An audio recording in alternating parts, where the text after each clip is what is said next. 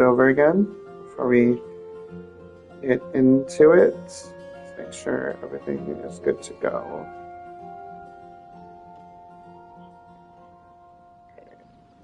Yes, we are good to go.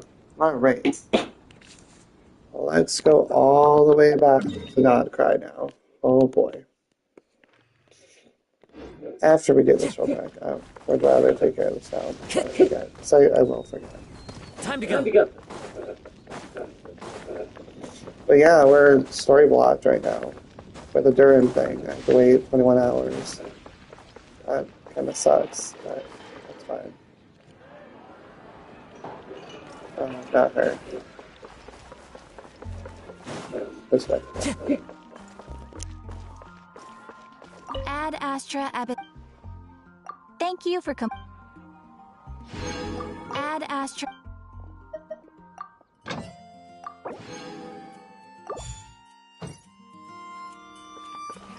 As one with wind and cloud. Ad Astra.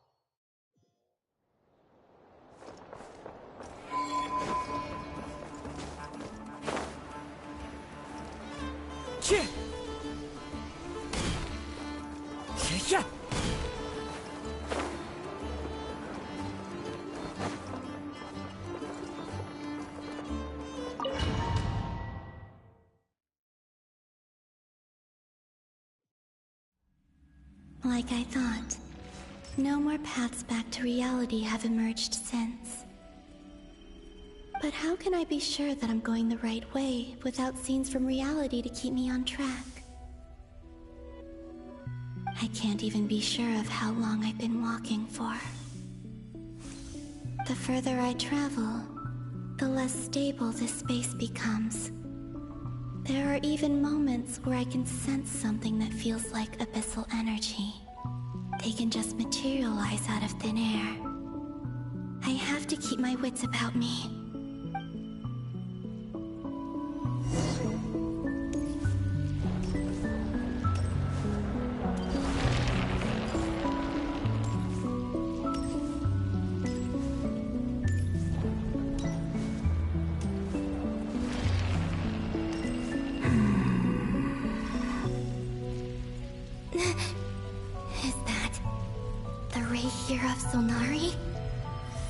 I can't believe he survived. How did he do it?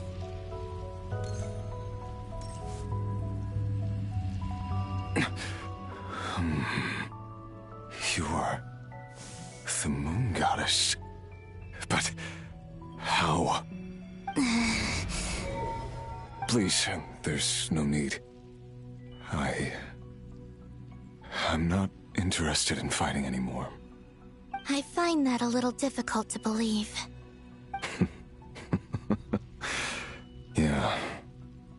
Honestly, so do I. The way you used my own power against me was... It was a brilliant strategy.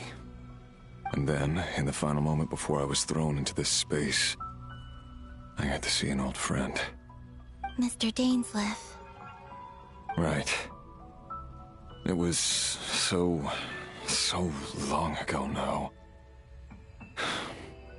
But we were friends once. When I first got here, I was filled with hatred, remorse, and rage. How I cursed and devoured. I tore everything here apart. I was consumed by the desire to leave this place and have my vengeance. But to no avail. This is a place with no exit. This is the second time I've entered this space. Though I have no memory of the first. I was torn to shreds the moment I entered. But this time I survived. It must be partly because of this new body, and partly because of all the Kuvaki I absorbed in Nodcry. Are you the source of the abyssal power in here? Not all of it. Some is from when I first arrived here and tried to destroy everything. But there was already a degree of abyssal power here before I entered. And like a venomous snake baking in the merciless sun, it tried to slither into my shadow. Tried to? So, you rejected it? Yes. Because after that, the world suddenly became silent for a moment. What do you mean? The voices in my head, they were gone. And then I saw her. Her? Thelindis. My former lover. Never mentioned that she saw a memory of Thelindis leaping into the moon's reflection. More precisely, I saw her afterimage. I'm sure the real her is long gone. She was just an ordinary Conrian. She couldn't have survived here for very long. Anyway, why have you come here? Didn't you know it was a dead end?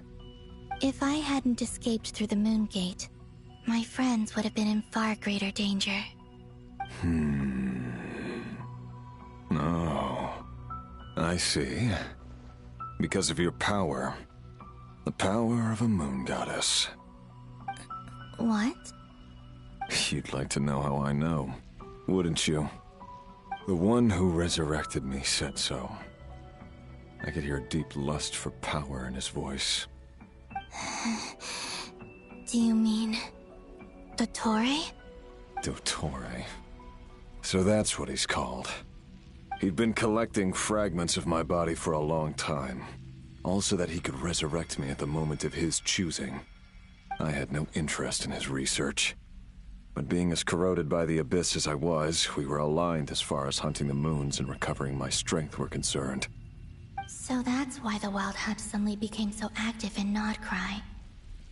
When I left the Fatui in my weakened state, Dottore must have felt that his time had come. Moon Goddess, could I ask a favor of you? What? I know this is a lot to ask, especially from someone who tried to kill you. If you refuse, I won't fight it. But this is the only thing I desire now. Nothing else matters. What do you want? I'd like you to take a message to Thelindis for me. Thelindis? But... Yes, she's dead. But like I said, I saw her afterimage. I can sense that some part of her soul remains here. Far, far ahead. Why don't you go and speak to her yourself? I can't. I don't know why, but I can't move freely in this space as you can. All I can see is a glimpse of her walking away. Just like the moment when I last saw her in life. In return, I will clear these abyssal obstacles for you. No, not in return. I'll clear them for you. Whether you want to help me or not. It feels like something I ought to do. Why? Yeah. Why, indeed. I've been asking myself that question a lot recently. Why did I do the things I did? I'm tired of it all. Tired of the person I became. People used me. And then I turned around and started using others. I hurt a lot of people. I think I grew tired of it long ago. But I wouldn't admit it to myself. And ultimately, that's how I ended up here. What do you wish to tell her? past, my mistakes, everything that happened after we were separated. Is it okay if I give her the abridged version? Yeah, I'm sure there's plenty you can skip over. Just tell her the important parts. Whatever you think that means. Like the part where you relentlessly tried to kill us? It's up to you. Love demands honesty. But my relationship with Thelindis was built on lies. We hid too much from each other. But after living my whole life in the shadows, I don't want to hide anything anymore. I will do my best.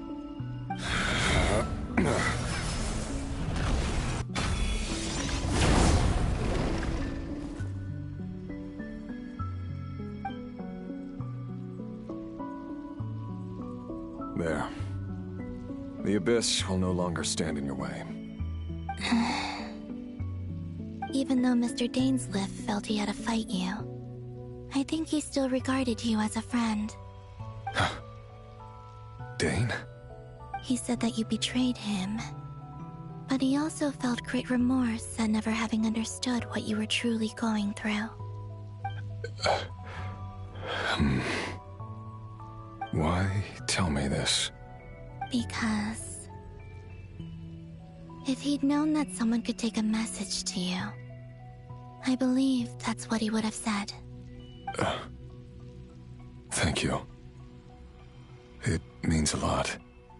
I know this will sound strange coming from me, but don't die, Moon Goddess. I can tell that you're determined to get out of here.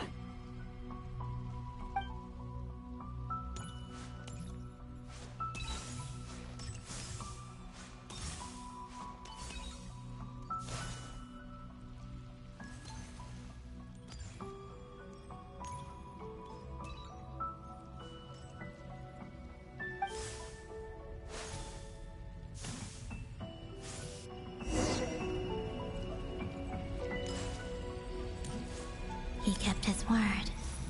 The Abyss is no longer obstructing my path.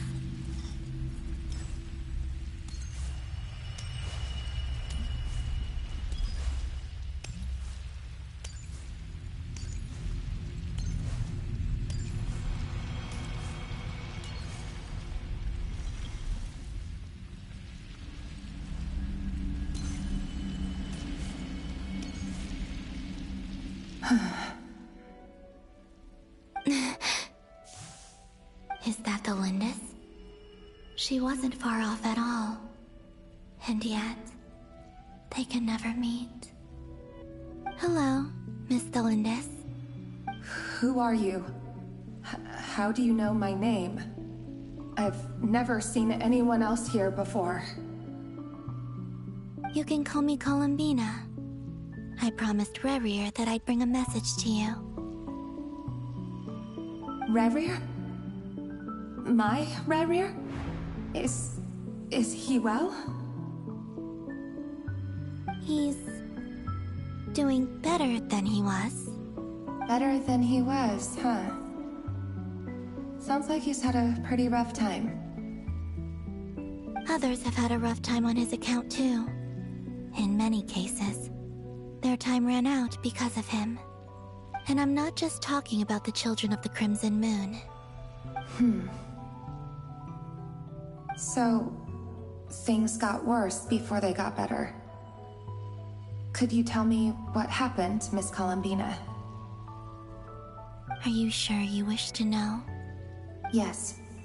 This is my opportunity to learn the truth. No matter how hard it is to hear, I have to know. I admire your courage. However, time is short. I cannot stay here for long.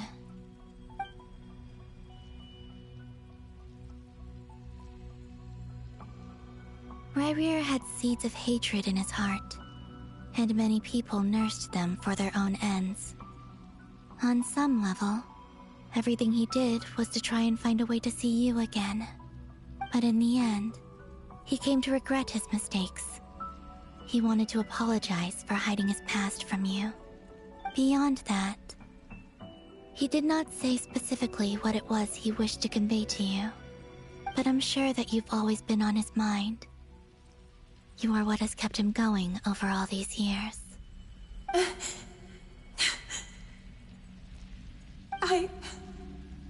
I'm sorry, Miss Columbina. This is so upsetting. I'm not sure how to put my feelings into words. It's all right. I understand. Well, that's everything from me. So, I guess I'll be... Wait. One moment. Time flows backwards here. The road ahead only leads further and further into the past. I know. I intend to reach the end of that road. Without a moon marrow, without the 3 moons' power, you won't make it far. Wait, unless... Are you one of the moon goddesses? You could say that. I see. I often think to myself, if life is like a train ride, why haven't I reached the terminus? Where am I even going? And it's not just me, it's this whole place. Wherever it is, it seems like it's existed forever. It's such a mystery. Where is it going? I must seem so ridiculous. I can't answer these basic questions, and yet I jumped right in here without hesitating, only to be torn apart the moment I entered by powerful energy currents. Only my soul remains now. Thinking back, I was suddenly overcome with fear and terror in that moment. Perhaps I too became bewitched by the abyss. I may have been the leverage it needed to control Rayrir. I used to be a researcher at the Universitas Magistrorum in Conria, researching the iridescent moon's marrow. Eventually, I came to the conclusion that time in here flows in reverse. Rayrir was one of the Finster King's retainers. With me, he was in an impossible position. It plagued him constantly. I wanted to help him escape his lot in life. I wanted him to be happy, so I thought I'd use this place to return to the past. At the time, I thought I could just go back to the day that the Finster King first found the princess. It was only after meeting the princess that the Finster King started going too far with his research into the abyss. That was the day all of our woes began. I thought I could stop the king from ever meeting her and solve everything. I couldn't kill the Finster King himself, so I had to find another way to save Rayrir. That's why I wanted to go back, to kill the person who had brought new possibilities to our realm. I'm sure it was a futile endeavor, but the abyss probably enhances the basest human desires. So I naively hoped I could change everything. But I was simply too weak. Like a speck of dust against the whole universe. Look at me. I didn't even survive the journey here. Not physically, at least. I know I'm never getting out of here. But you're different. You can make it, and I want to help you. I owe you that much. How do you plan to help me? Have you noticed the golden energy that exists here? Based on my past research and my observations since coming here, I believe they carry you forward faster. I can share what I've learned and help you understand the pattern in which this energy appears.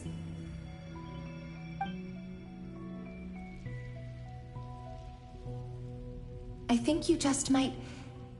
Now, I know you will be able to change the past. Also, I've been speculating about where this phase ends. The documentation was scanned, but from what I know of the legends about the moons, the oldest ones seem to begin with Nibelung, king of dragonkind. I have no way of verifying any of it by this point, but if it's true, you might be able to reach that era if you keep walking. Understood. Thank you, Miss Zenless. I'm the one who should be thanking you. If you hadn't entered this realm of everlasting death, what use would my deductions be? Thanks to you, they have some meaning. About Rayrir, I'm so sorry. For everything. It wasn't your fault. That's not true. Because we both feared bringing trouble upon each other, neither of us ever told the truth. And that dishonesty sealed our fates. But enough about that. I wish you a safe journey, Miss Columbina.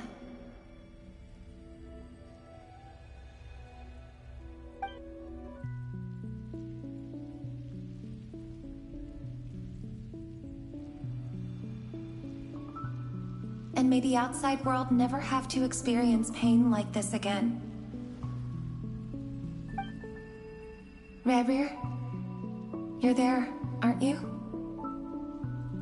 I cannot see you, because you exist in the future. I expect we'll be trapped in this prison of space-time for all eternity. But please, gaze upon the past, and then sit for a while. Let's find a place to sit down together, just like we did when we first met.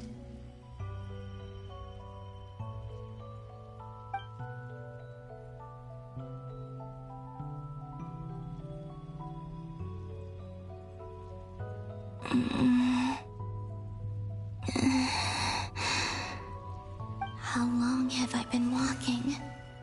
How much further till I reach the end? Is there even an end to be found? Everything's getting blurry.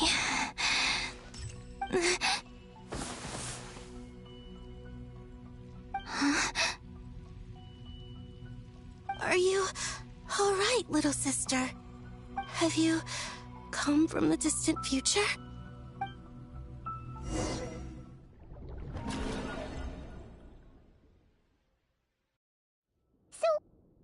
Exactly did the moons just disappear? Shouldn't it be a little harder to get rid of major creations like moons? The world is a vast and ancient place. On a certain scale, all life lasts for but a fleeting moment.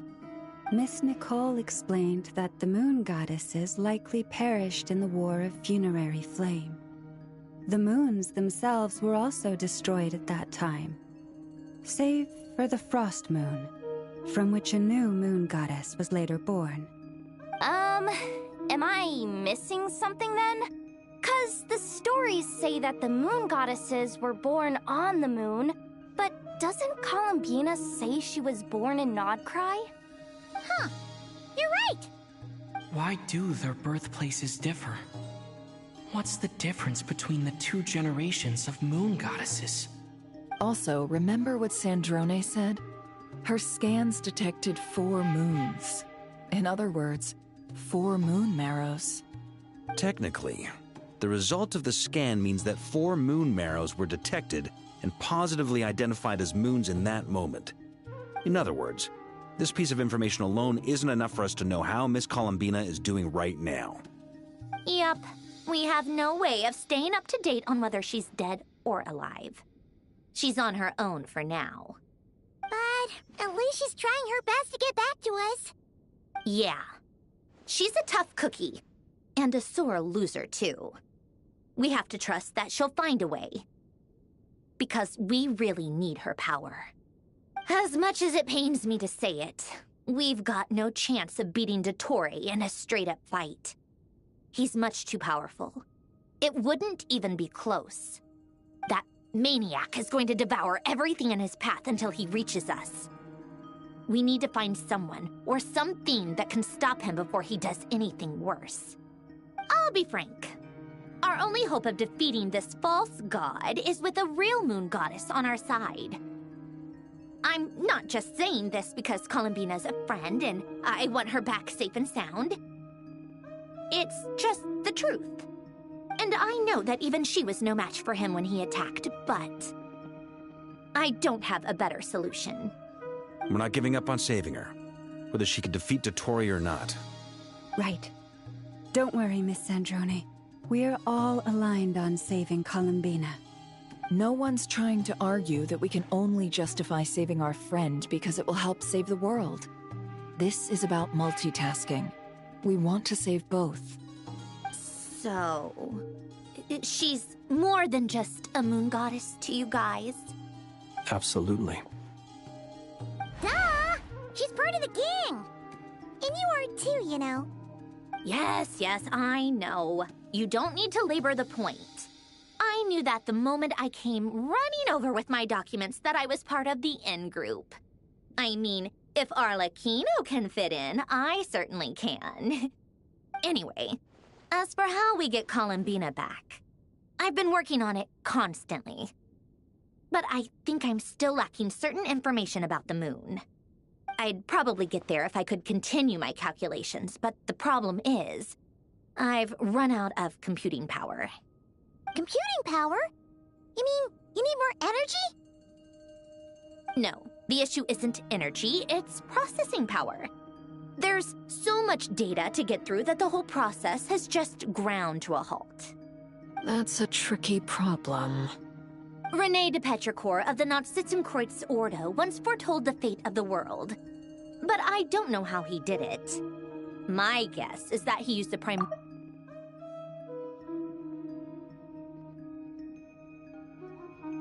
However, that won't work for me.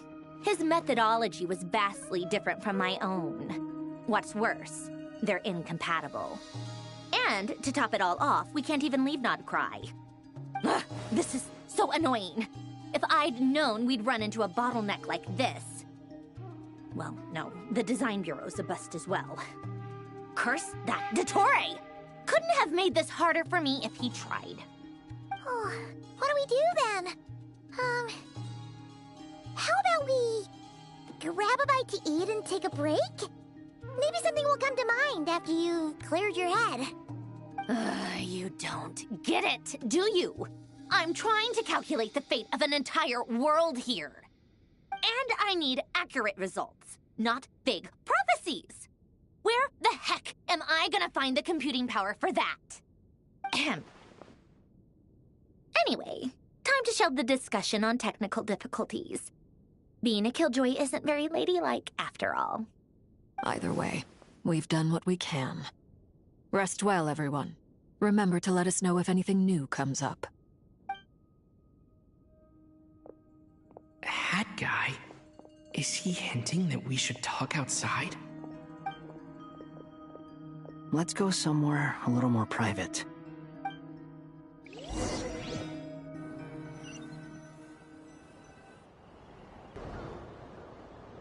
You know that Dory went back to Sumeru, right?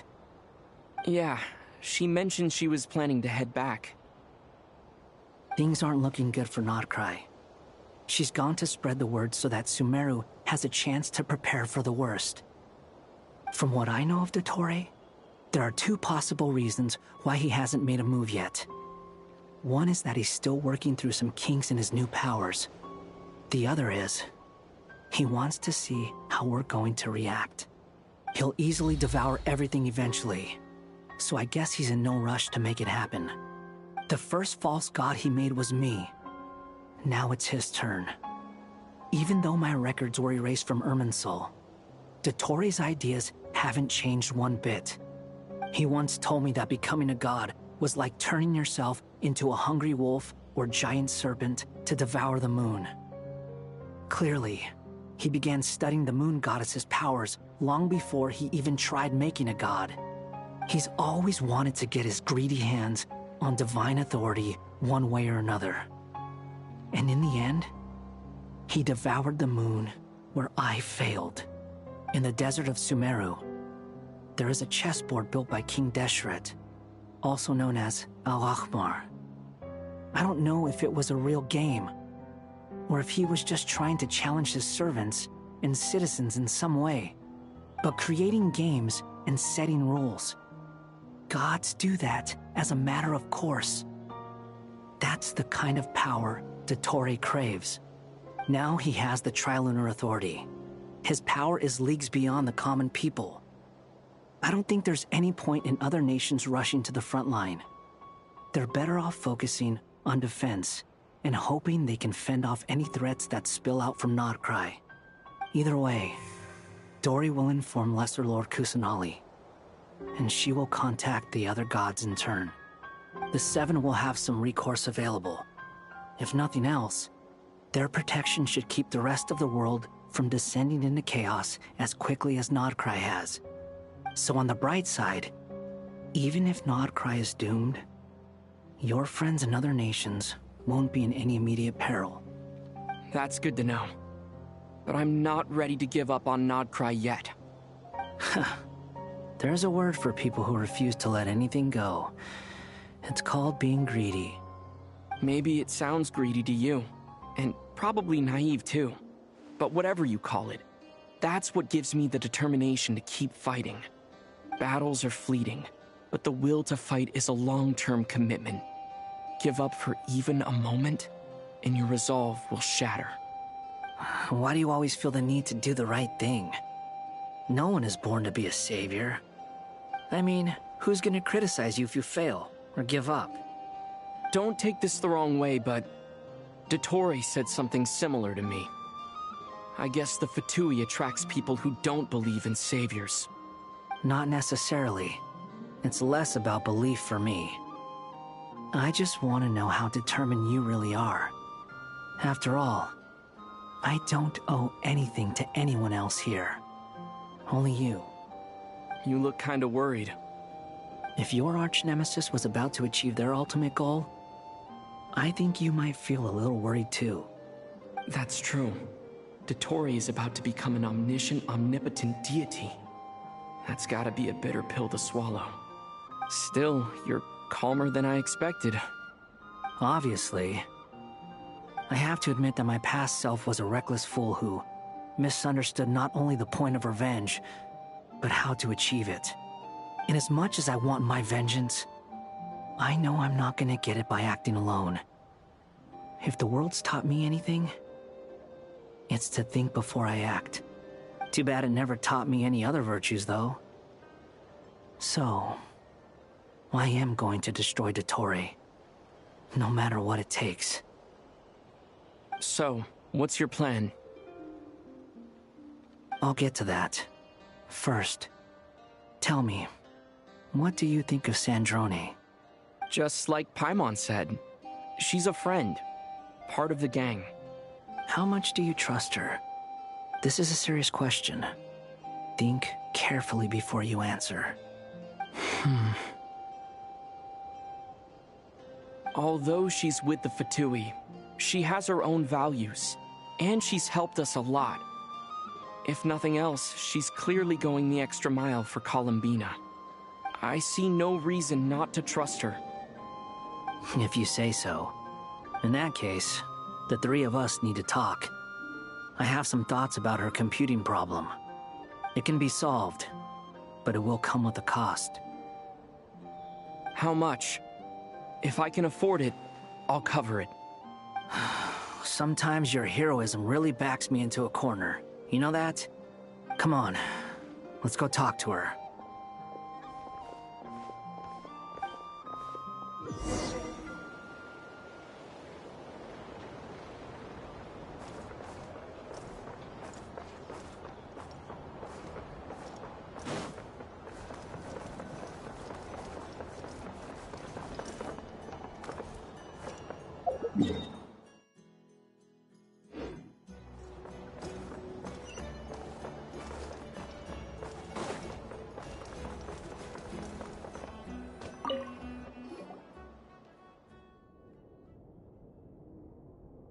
Miss Androne, Traveler. Hey there. Paimon's here too! She was just helping them sort through their things. How did your chat go? That was fast. The call only just ended. Well, you said it was urgent, so we got here as quickly as we could. Albedo, I have some alchemy questions for you. I see. Looks like my knowledge proved useful after all.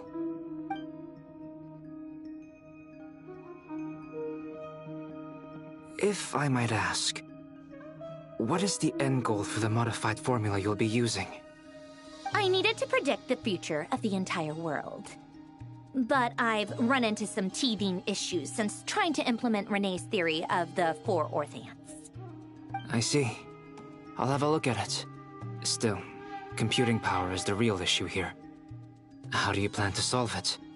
About that, it's been sorted. Oh, with the Traveler's help? Actually, you're not wrong. He found the person with the solution. Was it Hat Guy? Yeah, it was him. Wow! Go Hat Guy! Seems like all that time studying at the academia is paying off big time. But where is he? Wasn't he the one who asked Albedo and I to come here? Come with me.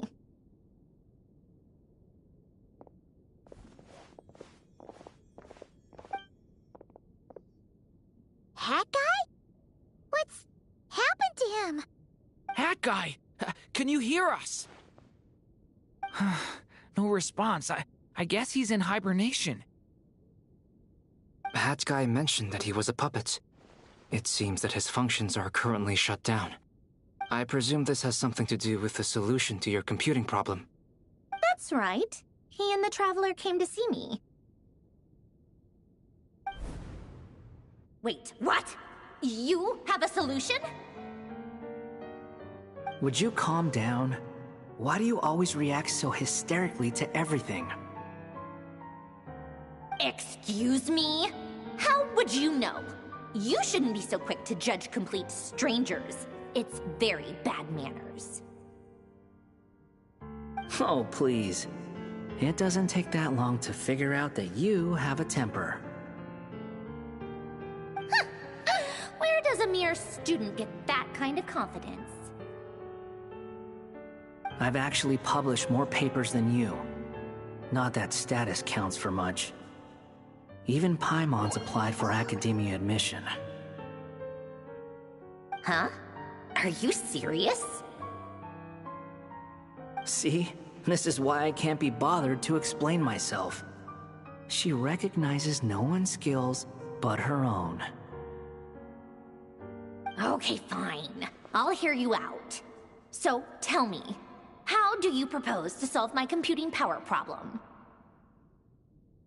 This world itself is constantly processing all kinds of information.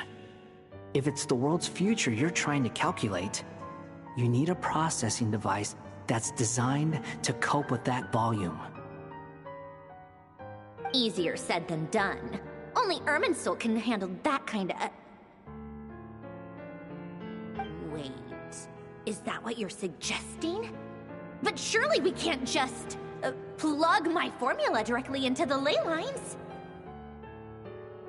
You should be able to tell that I'm not human, right? Yeah, I noticed. The technology, though, seems pretty ancient. Very different from Fontaine's. It's a completely different system. Conrian, to be precise. I'm what they would have called a puppet. Puppets need an energy source and processing power. The artisans who built them sought out the materials most suited for that purpose. You? Do you mean... The Traveler and I have talked it over. He's willing to vouch for you. So, I'll allow you to borrow my core for your calculations. It was built using wood from a silver-white tree, which makes it a small part of Irminsul. Conrian technology and Irminsul wood. Who in the world could have built you? Are you sure about this? A puppet without its core will cease functioning completely. And if it's left in that state for too long, it might not recover. You could die if you do this. You do realize that, don't you? I can put 2 and 2 together, yes. No need to rub it in. I won't lie to you. This has never been done before. I cannot guarantee your safety. Doesn't matter. I'm prepared for the worst. Did you two actually talk this through? Is he... Are we really considering this? Yes, we discussed it. The bottom line is, he trusts me, and I trust you. Let's give it a shot, shall we? Honestly, I have no clue where this kid even came from. But for whatever reason, he lent me his core to use in my formula. I'm very close to finishing my calculations now, and the core is currently in use. So I'm sorry, but I can only show you a sketch right now. This is what the core looks like. A silver-white branch. It certainly matches the legends told about Irminsul. Is Hat Guy gonna be okay? He's not gonna die, right? Right? In theory, he should be fine. As long as we put his core back in time. Beyond that, all I can say is that I'll try my best to avoid risk and make sure the core doesn't sustain any damage. I think I know why you called us here now. Someone needs to watch over his body and make sure it's protected until the process completes. Correct. He said that the only ones he trusts here are you two, and the Traveler. And the Traveler will have other work to do. He will have divided attention. Aww, Hat Guy. On a more positive note, things are progressing steadily on my end. I'll call everyone in for a meeting once the results are out.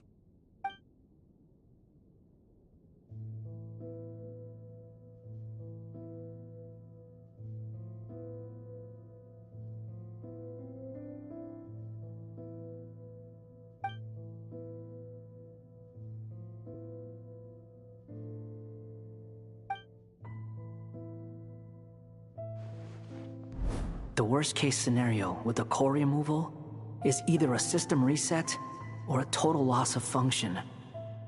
But I'm not afraid. A quiet death should have been my fate long ago. A core is completely different from a heart. It's like another vital organ entirely. I never believed it could be a true replacement for what I sought. But in the end, it turns out the core was more useful to me. Pretty funny when you think about it. It's like the punchline of my entire life. Do you think there's any difference between a puppet and a human? If not, then this would just be another samsara. I have already experienced both a past life and a next life. Part of me wonders whether I'm only capable of making this decision because I've become a real human. What's with that expression? Isn't this a good thing? Sandrone will succeed, won't she? She has to. She will. We all have to persevere until this is over. That's right. And I'll protect you all until a moment of victory arrives.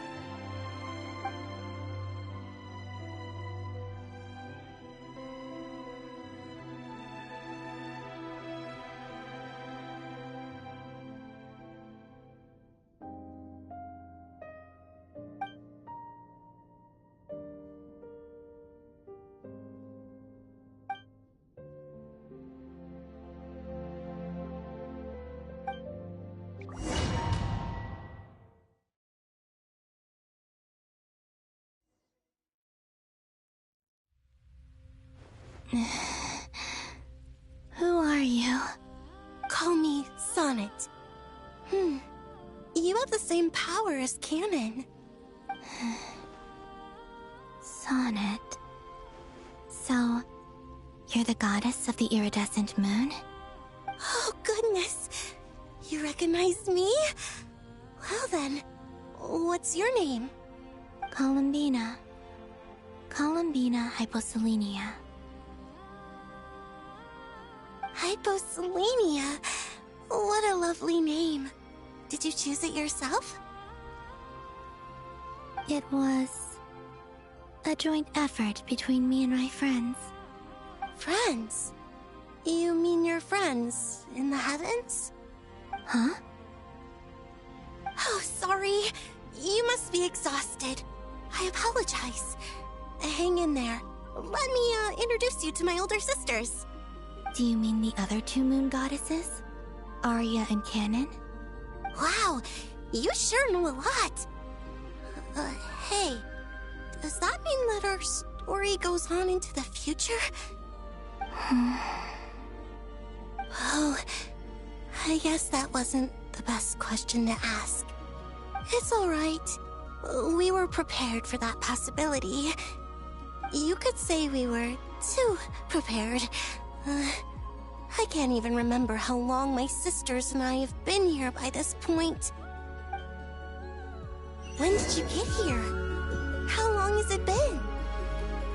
I can't say for sure, but it feels like it's been forever. I see. Are you feeling alright? You look a little unwell.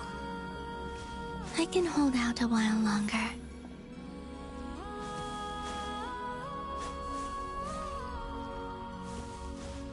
We don't have far to go. The place where my sisters and I are based is just up ahead. Don't worry, they're both really nice. I'll introduce you.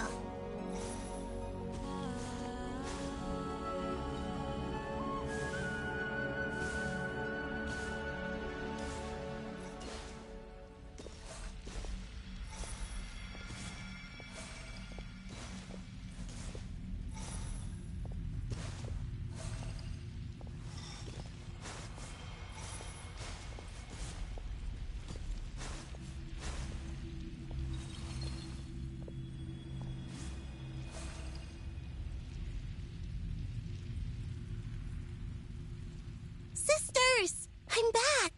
And look who I've brought with me!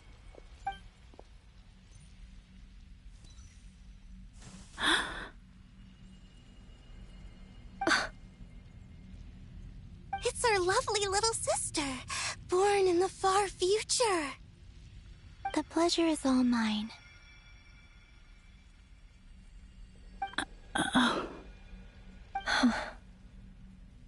Allow me to introduce you to Columbina Hyposelenia.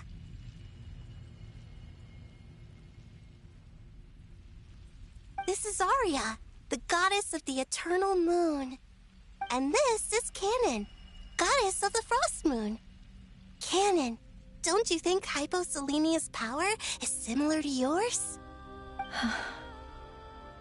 Hello, Columbina. I apologize for our startled reaction just now. And please, forgive our little sister if she's been annoying you. She tends to talk a lot.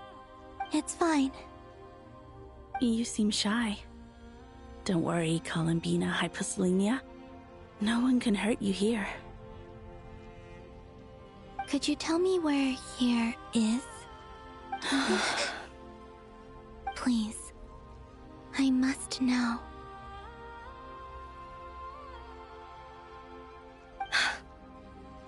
My dear sister, this is where Tevat's original ruler, the Dragon King Nibelung, imprisoned the moon goddesses. What? You're scaring her, Canon. No, I'm fine. Please, continue. Nibelung, our original master, created us in the distant past to maintain Tevat. But he left this world and traveled into the dark universe beyond, to explore worlds vaster still. Day and night, we fulfilled our duty in the heavens, until the day that the first Descender arrived. The great ruler of the firmament. The heavenly principles. Is that what later generations call them? I see. But we did not reject them at first, nor did they seem to harbor ill intent towards this world. We coexisted in peace. They were like a guest in our home. Slowly, however, we came to realize that our guest had a growing desire to change and dominate the world. And you didn't stop it? No. There was an order to the rules they set up that Nibelung never taught us. We wanted to know if this order would bode good or ill for Teyvat.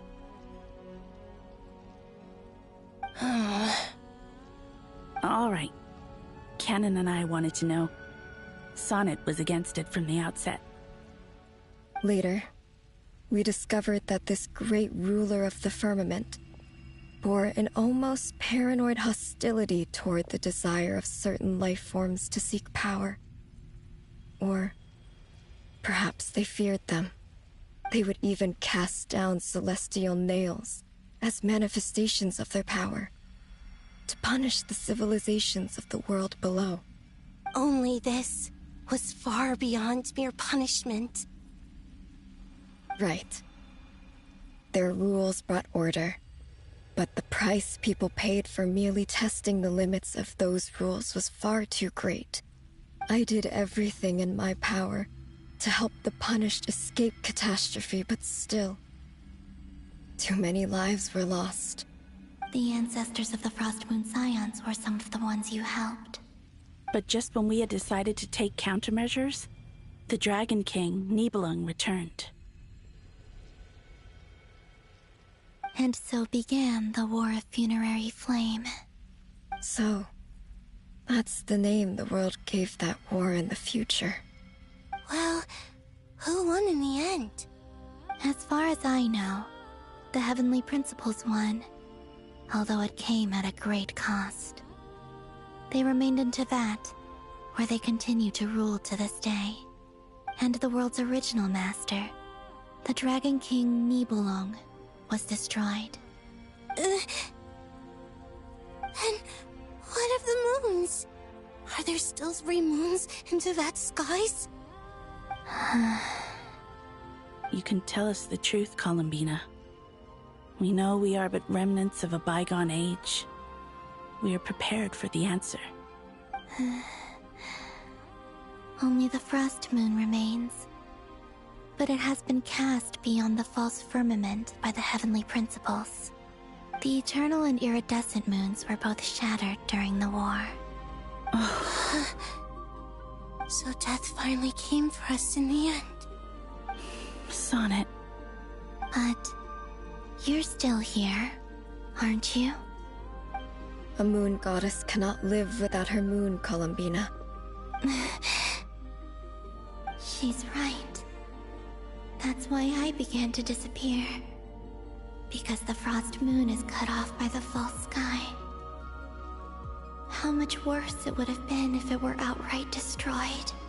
Our souls may endure within this lunar palace, but if our moons are destroyed, then we shall disappear the moment we depart from it. I'm sorry. There's no need to apologize to us, dear sister. If anything, we owe the world an apology. If only we'd decided to act sooner, rather than arguing amongst ourselves. All the more reason not to spend this time in regret and repentance. Instead, we should focus our efforts on how we might help our future sister. Sorry? Don't you see, Columbina, your story is not yet over. Is that not why you are here?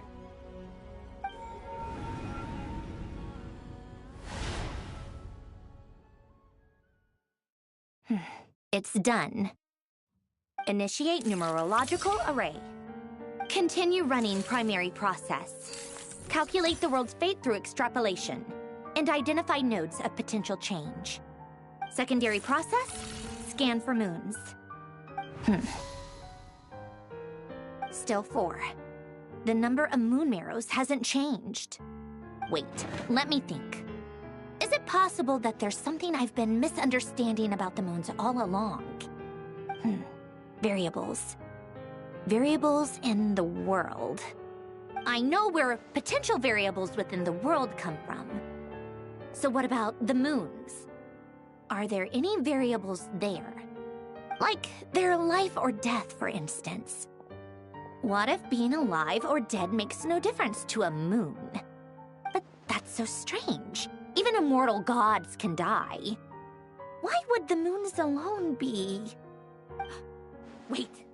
Wait! I've got it! I've got it! If alive or dead is considered a variable, we might have had this wrong the whole time. No one ever said that a moon marrow equals a living moon. We just made that assumption ourselves. Initiate secondary process. Scan again. This time filtering out interfering perimeter, moon marrow. I don't care if they're natural or artificial. Get them out of my search results! Why? It says 3 moons still exist in Teyvat, even after excluding the moon marrows. But we know for a fact that 2 of them are dead. Redo the scan. Narrow the results to living moons and real moons. No, scrap that. Narrow it down to moons that have lunar authority and remain alive. Why? Why is it still 3? What is this, Columbina? Has the world lied to us? Or are you the one pulling the wool over our eyes?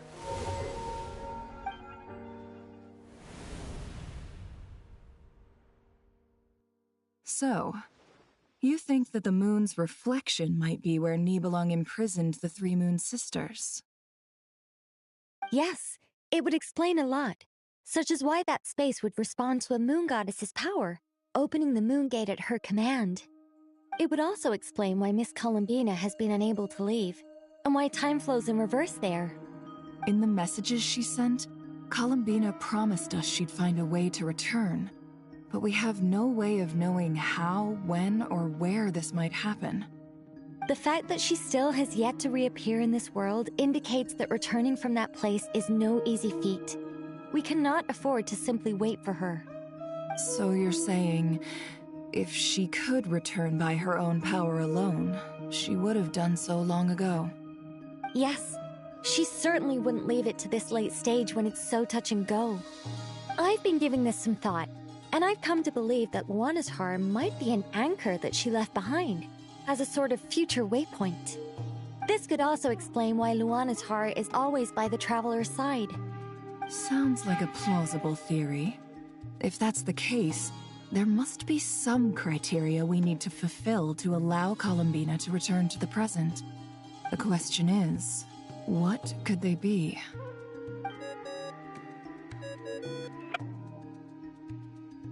Hello? Listen up! This is extremely important!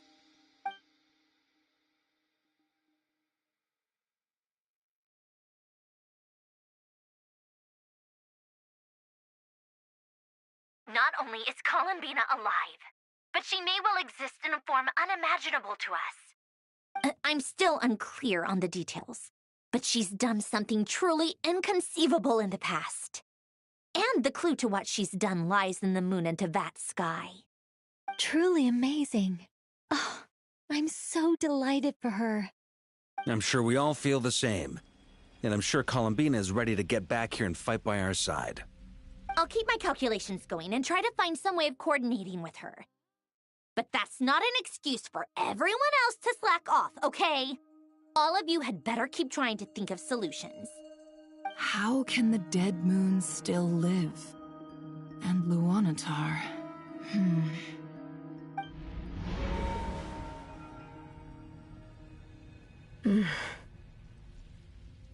It's hard to believe that's what will happen in the distant future. Our authority is linked to the most fundamental rules of Teyvat. I suppose it's no wonder that many would covet that power. I didn't realize that when you said friends, you meant people who live down in Teyvat. That's so lovely. I always wanted to go down there and have some fun.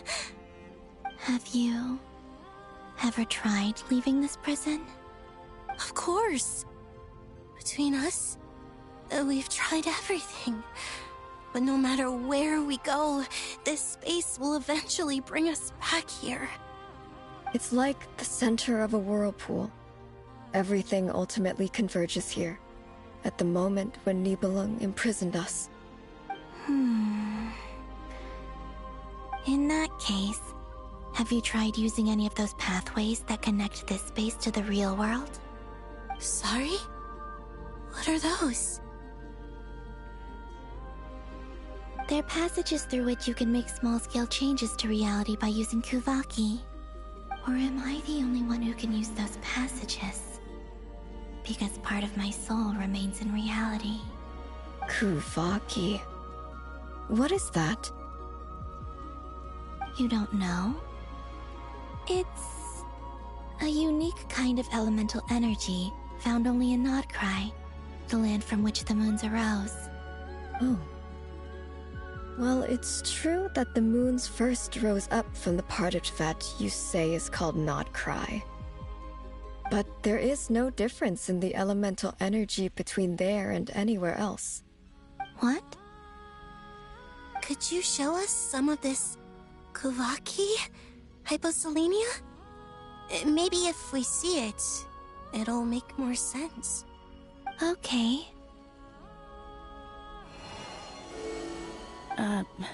Isn't that just your power? What? But it's everywhere in Nodcry. In the air, in the land. Even the creatures who live there have adapted to its influence. How curious. This Kuvaki certainly did not exist anywhere in the world before we were imprisoned. Let alone influence living creatures. So, how exactly does it affect them anyway? Can they float in the air like us? This is so strange. Why would their reality differ so much from mine? Columbina, you're looking for more than just a way out of here, aren't you? Yes. If I am to help my friends, I will need tri-lunar authority on par with that of our foe. You mean... you'll need our power? This sounds extremely risky. The Three Moons' powers are not mutually compatible. Concentrating them into one goddess will be a very painful process. And if anything goes wrong, it could tear you to pieces. I know. But I'm willing to take that risk. Even so, let's say we successfully transfer our authority to you. How will you take it outside this prison? Nibelung constructed this realm specifically to prevent us from using our powers to interfere in his war. No moon goddess can leave this place alive. What if I don't leave alive?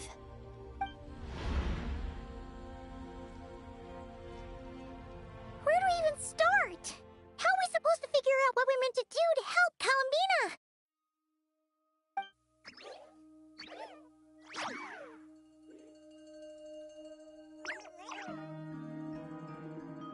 Columbina? What do you need from us? If she really got to the beginning of time in there, how do you think she'd leave us a message?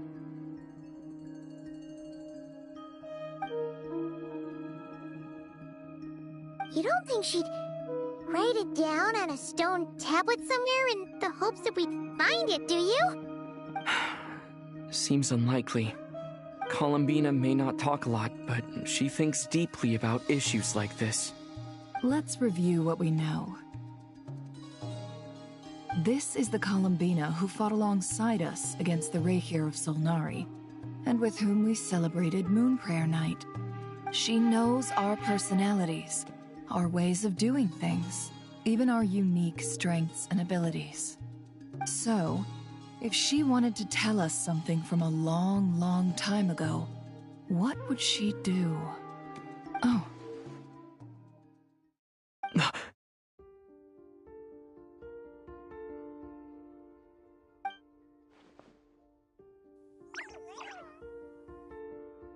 Traveler, You once said that those golden ripples also appeared when Luanatar was born. What if Columbina left Luanatar here, not just as an anchor to the real world, but for some other purpose? If she is part of Columbina, and Columbina knows that I can see past events through her...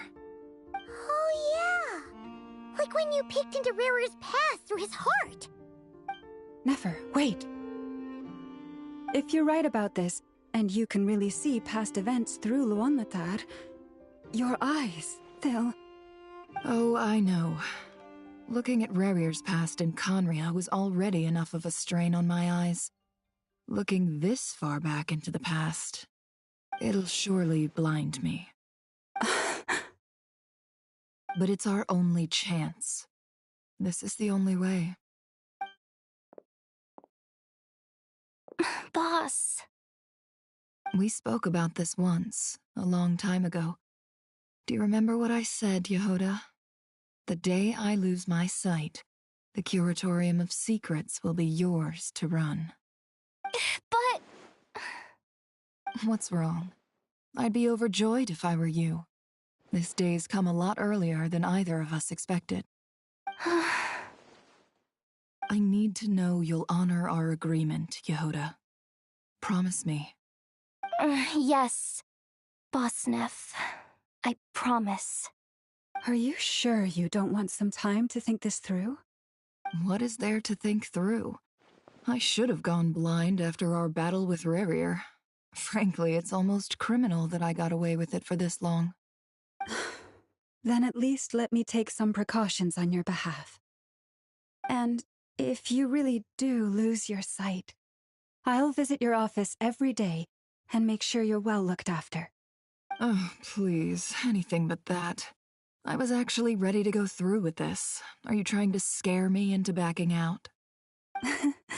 As if I could ever scare you. I'll assume you're just joking to calm your nerves. All right, enough chit-chat. Let's do this.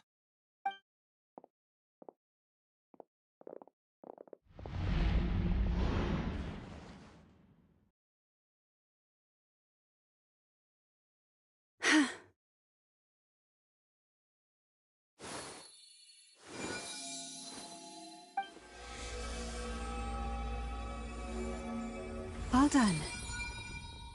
Good. Now give me some space.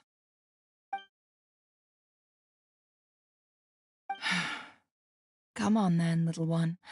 Show me what happened in the past.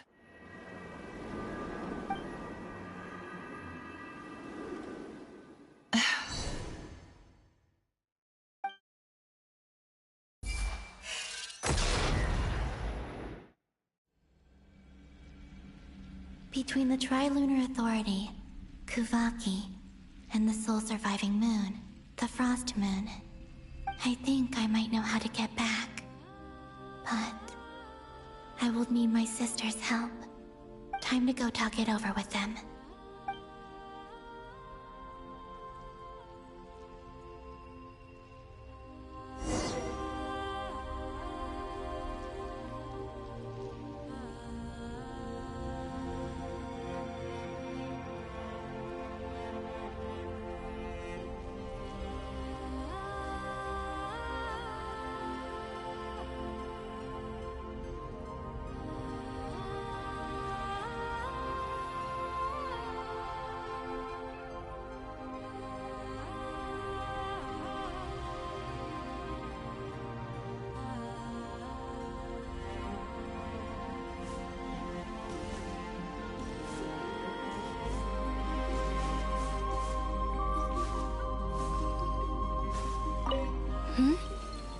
Have you decided what to do?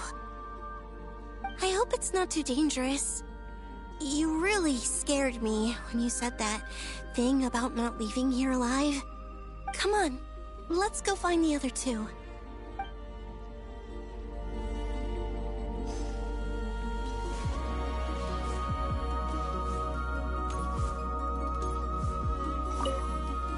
It seems you have reached a decision.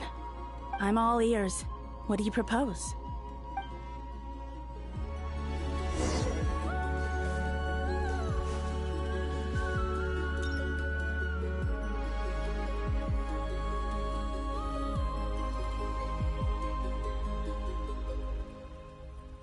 Have you figured it out, Columbina?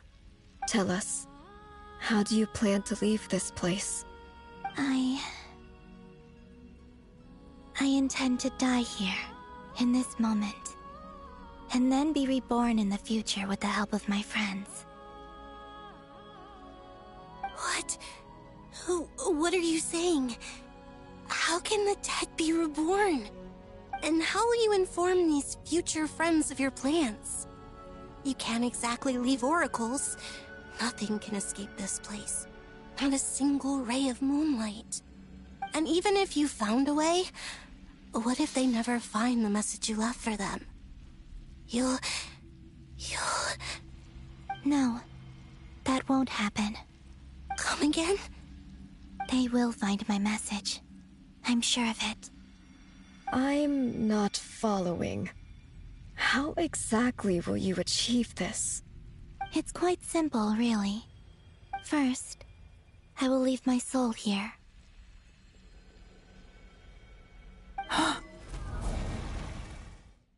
I see it. Your soul? You mean you're a divinity? Yes. I once left a portion of my soul in the future. One so small that this prison barely noticed anything. In this very moment, she can resonate with my soul across time. When the time comes, I believe that she can serve as an anchor to pull my soul from here back to the future reality.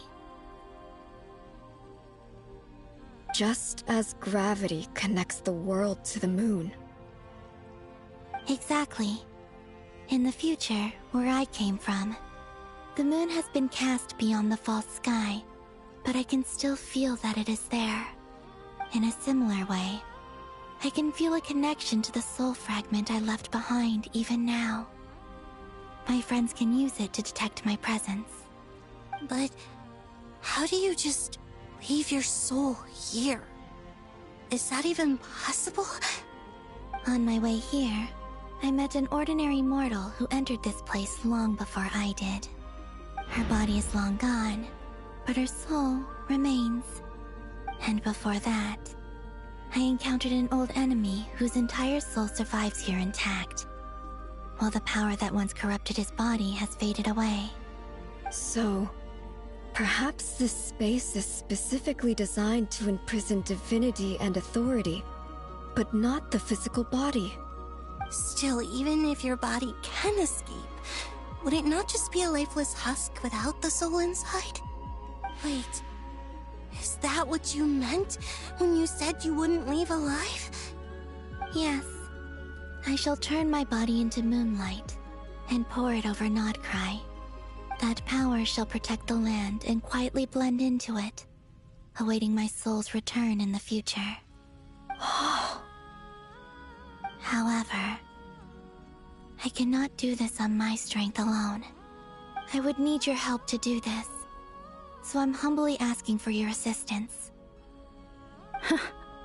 Oh, dear sister, you need not be so formal. As I said before, we are but remnants of a bygone age. You, on the other hand, were born alone in that distant future, and you have walked a long and lonesome road since then. How could I bear to let your story end here in this dungeon? Don't forget, we are your sisters, your family.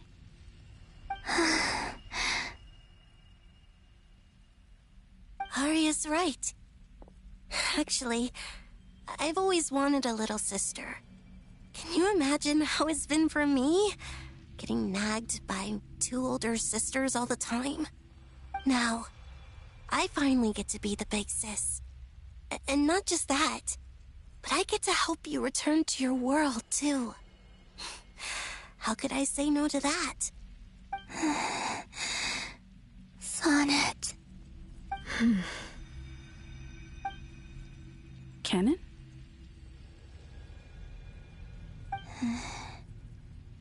I'm sorry. I know this is a bold request. The Frost Moon is rightfully yours, and it remains intact. Oh, no, please, don't misunderstand me, Columbina. I was just thinking. back on the years that the three of us once spent together, you cannot imagine how happy I am to hear of the future world you describe. The Frostmoon Scions, your lovely, kindly friends. For the three of us, whose purpose in life was to maintain the peace in Teyvat, it is a great relief to know that the people of this world live in such an abundant future. If your plan can save them, and save Notcry, I will gladly give you all that I can. Besides, the three of us have been together since the day we were born. I could never abandon them to live on alone without them. Canon. Still, I do have one question I would like to ask you before we proceed. Certainly. What is it? Why do you cover your eyes?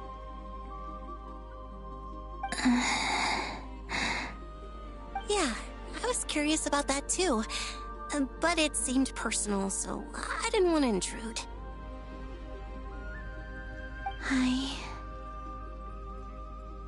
There was a time when I refused to look upon the world. I believed it was full of nothing but lies and falsehoods. I wished to hide my feelings, seal my heart, until I could return to my true home. I see. Perhaps that decision saved you from ever having to see the false sky again. But at the same time, you likely missed out on many true and precious things, like the smiles on your friends' faces. Promise me this, Columbina. When you return to the future, open your eyes, take a look at the world around you, and see your friends. I'm sure that you know this already, given that you long to return, but that is your true home.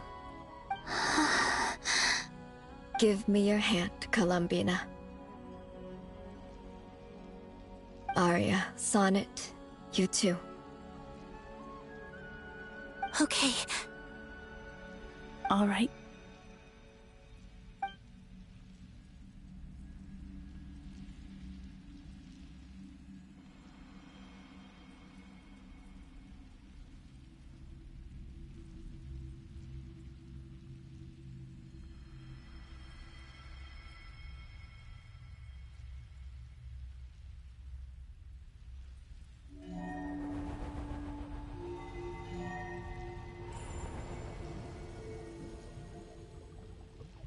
We once were the songs sung for eternity, but now it is you who must continue to sing. We once were the tides in the great river of time, but now we subside, and you arise. We were the messengers of madness and inspiration, but now the lies have faded, and your truth must endure. We are souls awaiting the sun. You must return to be with those who smile when they see your face.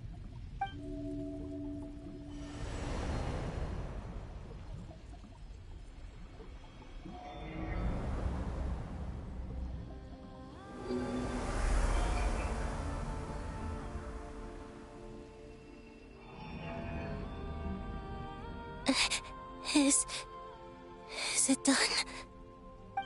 Yes.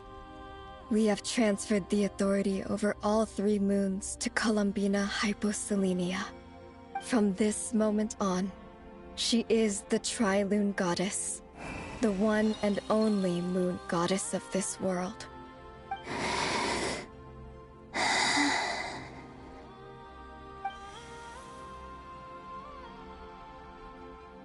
Thank you. Thank you, my sisters. Now go, and do what you believe is right, Columbina Hyposelenia.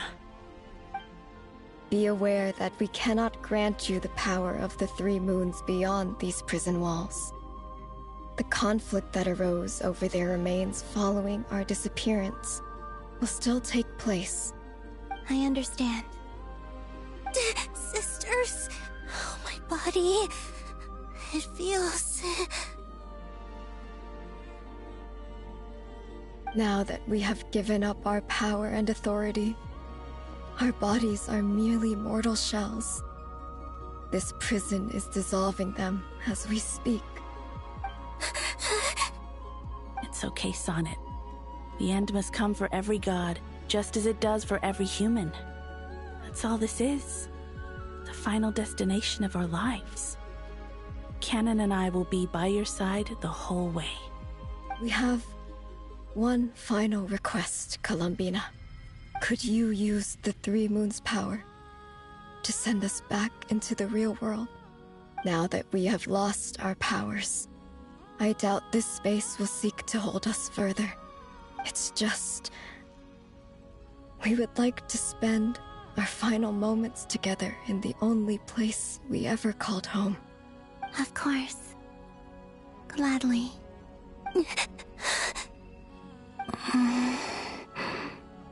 Sonnet? Yes? Don't... I wish I could tell her not to give in to the abyss. Not to be afraid. But is this really what I should say at this moment? Don't forget. I'm so glad to have a big sister like you.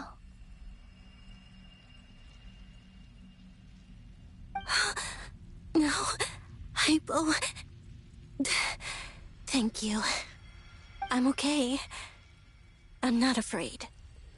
As long as my sisters are with me, I won't be afraid.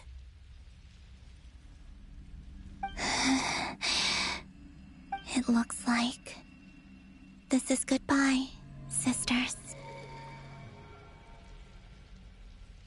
Goodbye, Columbina.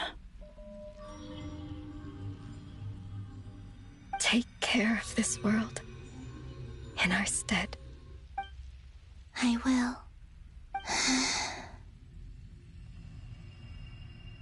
And now, it's time for me to bid farewell to my body, too. May it become the moonlight that keeps Nodcry company through the long years ahead. So this is why Nodcry was not always home to Kuvaki. It only appeared after I poured my body out upon this land, and only this land. Kuvaki responds to me because it is me, my body, answering the call of my soul. And the golden energy I've encountered on my way here was, in fact, that very soul, which I am about to leave here to guide me. O power Trilune, eternal moonlight. I, Columbina Hyposelenia, lay aside my body. Let it be cast into the dark night to illuminate the future. May it be a companion to all who dwell beneath the moon.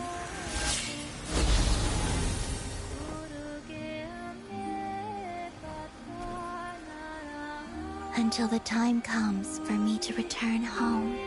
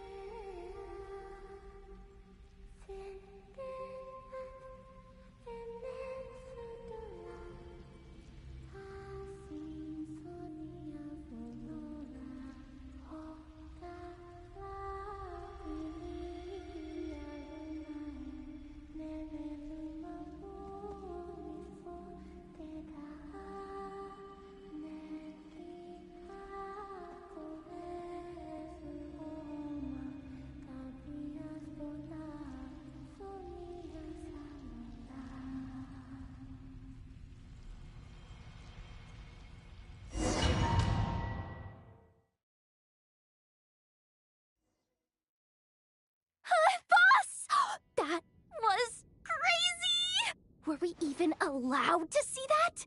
Is anyone? Can you still see? How many fingers am I holding up? I see 2 fingers. And a look of sheer terror on your face. Truly astounding, Miss Nefer. Your eyes have glimpsed the very ends of the world, and yet they remain as sharp as ever. Or is the credit for this miracle due to Miss Lauma? It seems that even time itself is no match for your medical skills. Surely you jest, Mr. Flint. I suspect we have Columbina to thank. She must have realized the immense toll that the ritual would take and purposely set aside some of her power in the past to protect Nefer's eyes when this moment arrived. There is always a great price to pay for witnessing the truth, but it seems that this time, Columbina has shouldered that burden on our behalf. She chose the perfect method of getting a message to us. Though her eyes were always shut, she was clearly so perceptive. She knows us well. She knew exactly how we would think and what we would try. Despite being separated by time and space, we're seeing the same possibilities and seizing the same opportunities. We still don't even know if she's okay right now. But as long as there's a chance we can do something, we'll fight to make it happen. We'll get you back somehow, Columbina.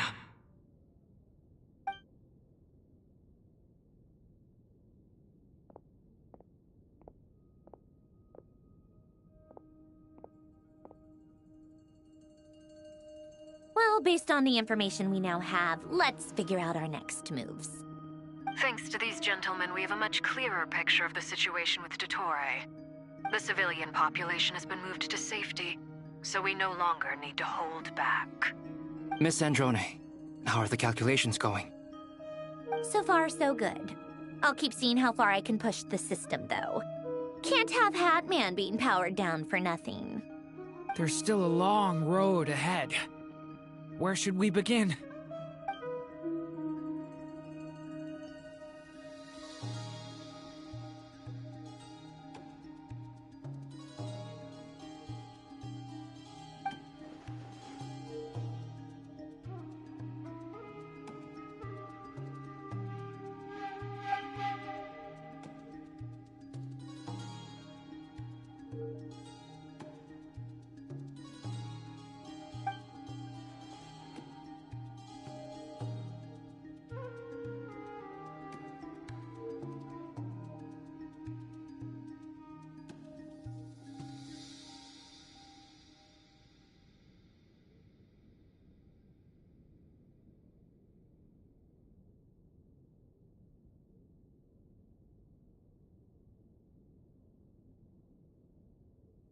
Our plan is clear. Time is short, so let's get moving. There's just never enough time, is there? Time is the bane of my existence. Ugh. Anyway, I'm gonna get back to work. All right, we'll do our part too. Yeah.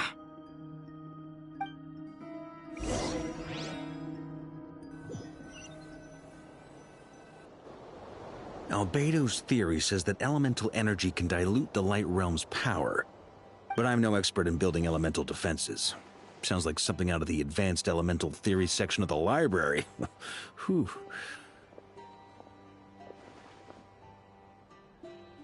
You seem quite troubled. Well, yeah. I mean, who doesn't get a little flustered when they're completely out of their depth? You were the very picture of confidence back when you approached the Hexen Circle. Yeah, I could have been faking it through that whole meeting for all you know. Who's to say I'm not just a ball of nerves in a charming and gregarious package? Oh gosh, really? I'm so sorry, I had no idea. Well, you're all the braver for it. Still, I was much more in my comfort zone than I am here. At least in Mondstadt, you can cry for help from a cliff top and actually stand a chance of summoning Barbados himself. Things have never looked bleaker than they do now. If we don't pull this off, Tevat's doomed, isn't it? Oh, you think so? Actually, yes. Yes, it probably is. It's a shame. Don't put too much pressure on yourself. Tevat has faced annihilation many times in the past, but it also gave us you, didn't it? Hey, don't give me that. It's not like I'm anyone special. I disagree. Every human born in this world is special. We angels have always believed that. In that case, this humble human being has a big favor to ask of you. I thought you might say that. I'm sure Alice, in her great wisdom, sent you here precisely to help us in this difficult time, yes? Well, that has less to do with her wisdom, and more to do with my power. Of course, of course. Well, the thing is, these elemental defenses we're about to build, I don't think it's a question of if they'll fail, but when. Durin's findings from his patrols make it clear that Dottore is constantly expanding his territory. First it was his lab, then the design bureau, and now this. It's not realistic to completely stop him encroaching on the rest of Nagcry. Rather, our goal should be to stall him for as long as possible. If Miss Sandroni's calculations are correct, well, they're the closest thing to certainty we have in this situation, so let's assume they are. Anyway, her calculations suggest that our best hope for victory lies in Miss Columbina's return. It's up to us to slow Dottore's advance and buy time for her to make a return. Are you asking me to help you with building the defenses? No. I'd like you to prepare for what comes next. When he eventually reaches us, we will have to fight him. You were an angel once and a mage now. I'm asking you to lend us your protection. Oh. Can I take it that you're triggering the terms you fought for during our three-way talks?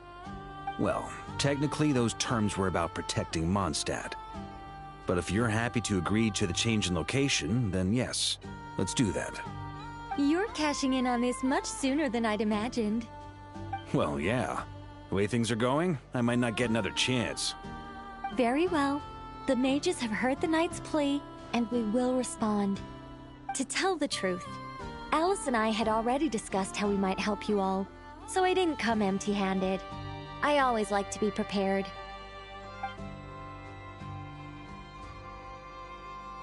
This is... wow. Yeah.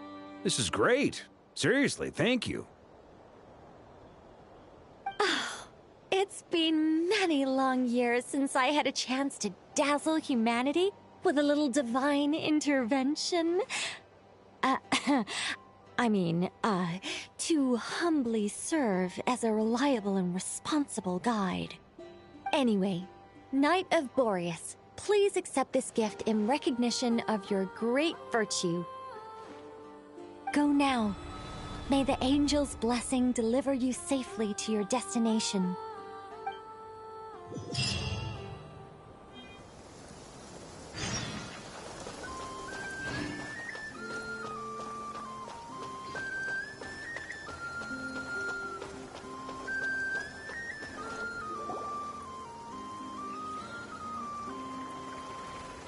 Ah, you're here. Sandroni! How are things going? Glad you asked. You two are about to become the first people to lay eyes upon my masterpiece. Or should that be the first person and the first, specter? Hey! Whatever. Come, feast your eyes on this. Wow! We've never seen something like this before! This meter displays the progress of my formula. Currently, it's still making the most important connections. Once it's finished running, I'll deliver it right to your side. And then, we can finally bring Columbina back. What do you mean, deliver it? Can't you just tell us over the Dodo communication device? It'll just be some numbers, right? Ugh, you're such a greenhorn. This isn't the kind of formula you solve in math class. It's a highly complex algorithm capable of constructing a framework of rules. Ugh, whatever. We'll be here all day if I start trying to explain it. All you need to know is the formula must be completed before we can bring Columbina back.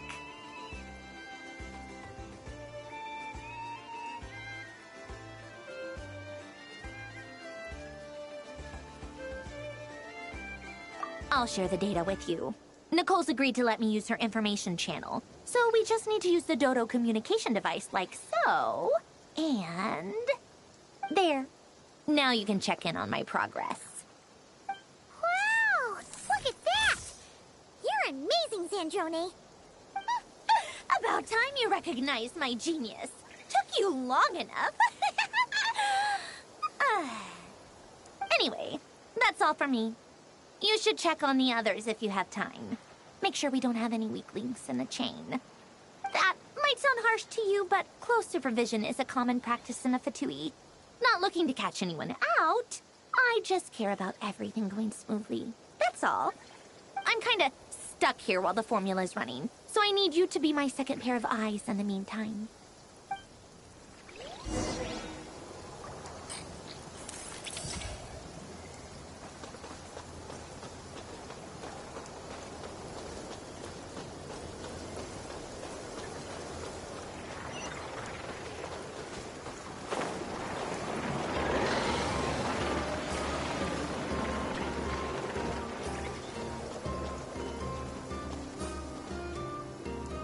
Yes, Miss Moonchanter? What are you staring at? You always address me in the strangest ways. Lady Moonchanter one minute, Miss Moonchanter the next. Yes, and? Are either of those incorrect? Not as such. It's just that I simply call you Nefer nowadays. Uh-huh. That's my name. What's your point? The point is I don't add any honorifics or titles. Meaning what? That maybe we're on friendlier terms now than we used to be. Is that how you see it? And I thought I was the one with eye damage. Never! Wilma! Paimon, traveler. Just swinging by to check in on you. How are things going? Did you manage to get some rest? Don't worry about me. I won't slow us down. And I give my all to ensure our victory. Ah, yes. Allow me to give you two a quick checkup. Hold on. You're both in good shape. You're welcome. You'll have your work cut out for you in this battle against Dottore, so make sure to get some rest in first. Paimon will keep an eye on him, don't you worry. I'm glad to hear it. Take good care of yourself, too, Paimon. Sure thing.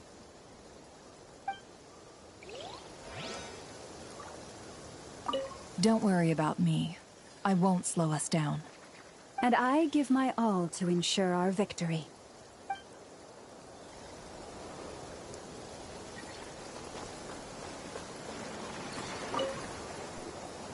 Traveler, Paimon, a pleasure to see you both.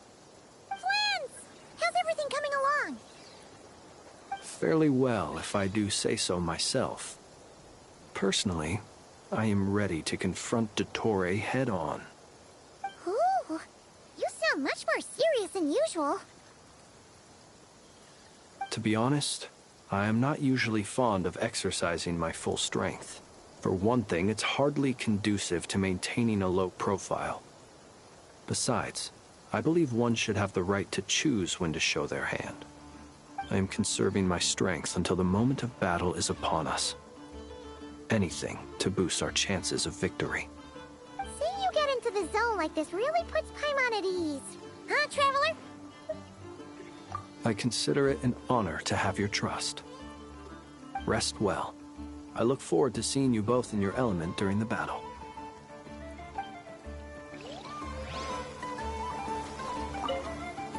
Rest well. I look forward to seeing you both in your element during the battle.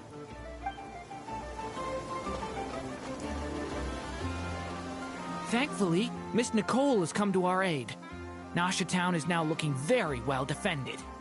Golden Flame. Yes, that's Nicole's power, all right. Based on the latest message from Grandmaster Varka, it sounds like they've reached an agreement. The situation should be more stable with her assistance. Everyone will have at least some degree of protection. Albedo! Durin! Hello there, you two. Are you well rested? That's good to hear. As per the plan, Albedo and I will be in charge of Nasha Town. As Dottoro's energy field expands, it's creeping ever closer in that direction. But we will do our best to hold our position. We fought side by side many times before, and always with great success. I believe this time will be no different. So don't worry about us. Focus on fighting Dottore.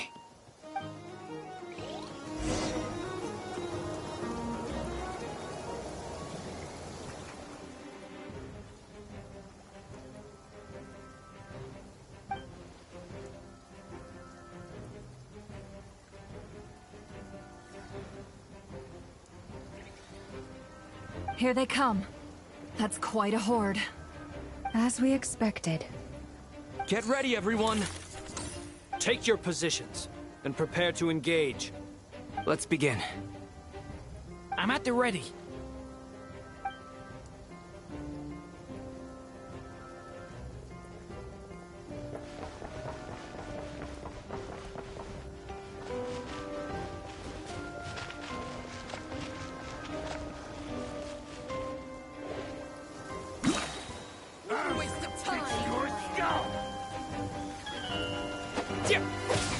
Bombs away!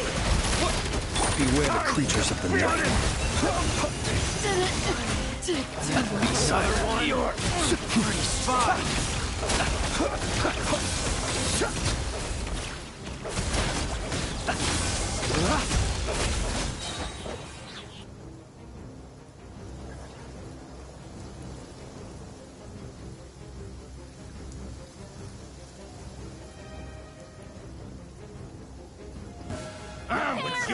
Your skull! For the everlasting forest. The deception ends here. It all adds up. These creatures cannot stand against us. Oh, fighting tongue. Just don't let your guard down. That goes without saying. I'm hardly the risk-taker in this group. Excuse me?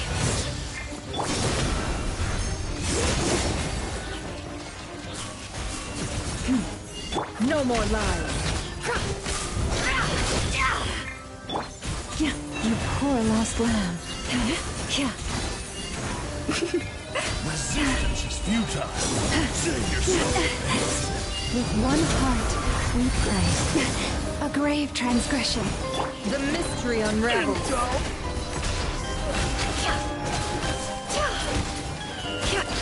It all adds up. Leave this place.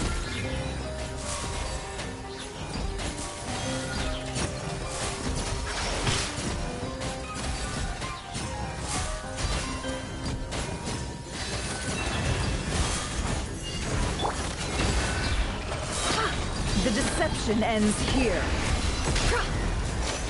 By the Frostmine of old. No more lies.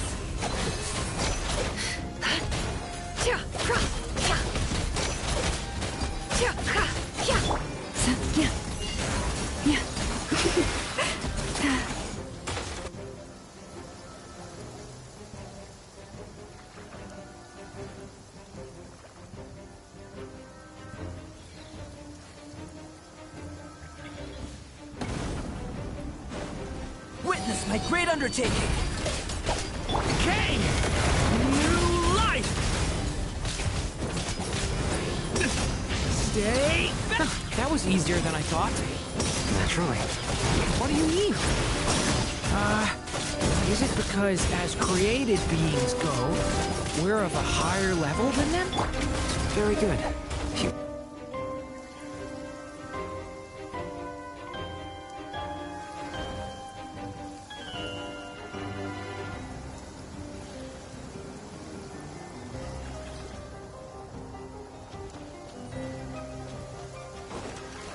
The long sleep beckons. People have always used fire to drive away wild beasts. Wouldn't a lantern work just as well? You read my mind, my dear friend. I was just about to say that. All right then, dear friend. Bring the light! With one heart, we pray. Mission! Close your eyes.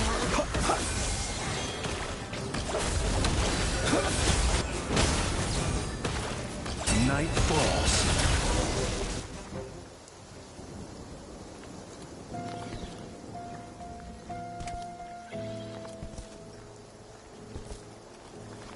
You're looking well. I trust you've had a good couple of days. Dottore. It's actually a good thing, in my view. If the subjects of my experiment were to die prematurely, it would throw quite a wrench in the works. And so, I must thank you all for your resilience. We are no longer on the same level, but you are nonetheless worthy of my respect.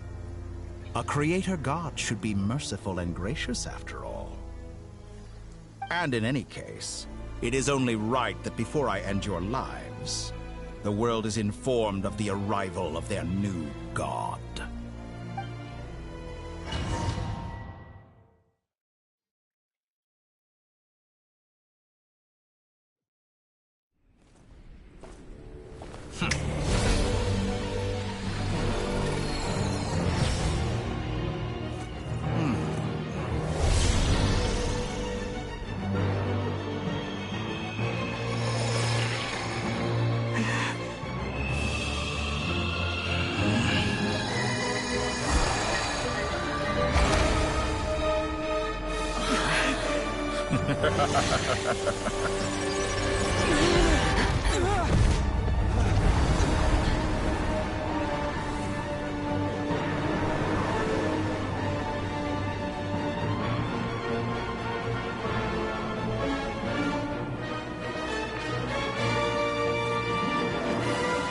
The experiment begins.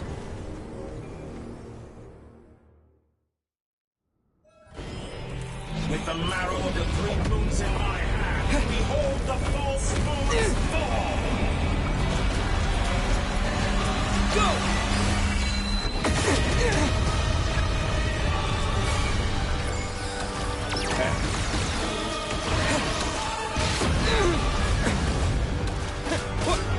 Be shackled!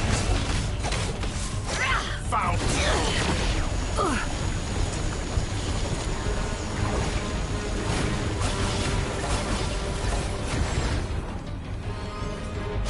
It all adds up. Entropy.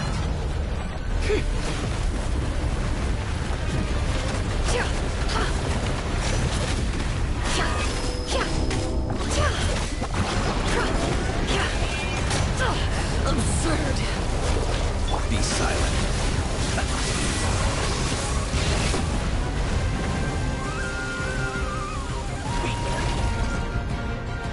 Found.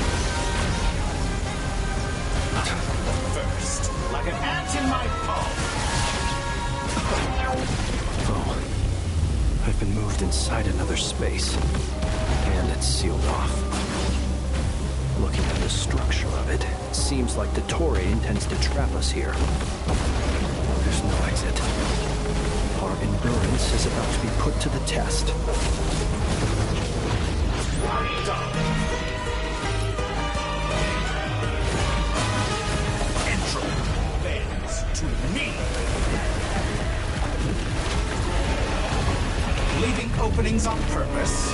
Confident, aren't we?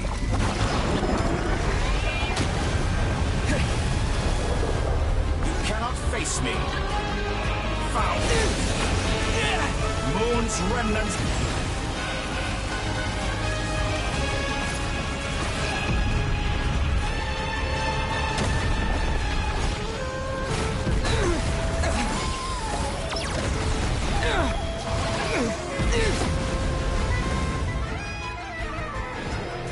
With the marrow of the three moons in my hand, behold the false moons fall!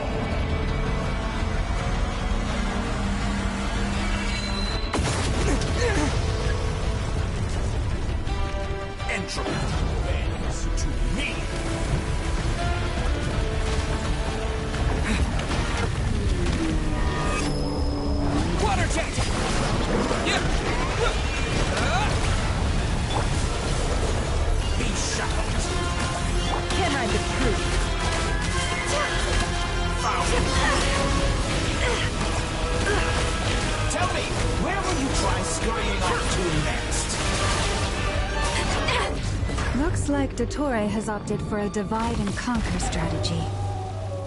But we will not allow him to triumph. Now, I shall pray for our victory.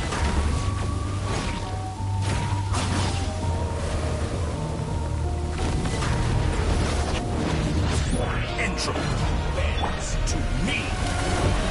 It all adds up. Water jet!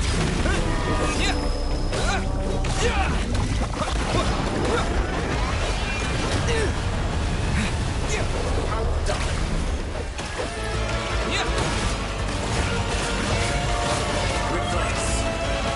Go!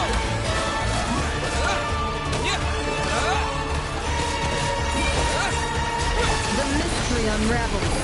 Can I the truth?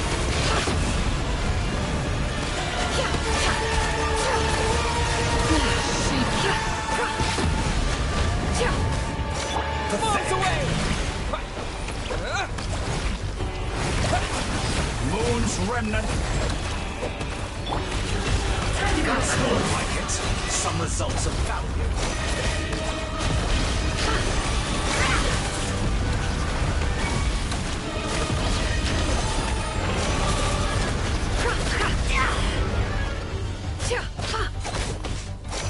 Be shackled. Found. Be annihilated. That which cannot stand against me. What's this supposed to be? There really is no way out. We'll see about that, Dottore.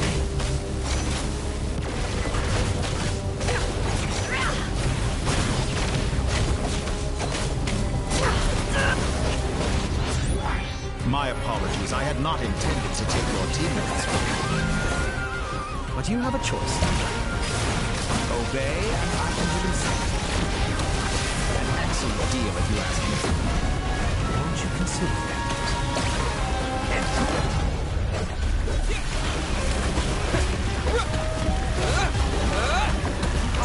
And here I thought you dodged that.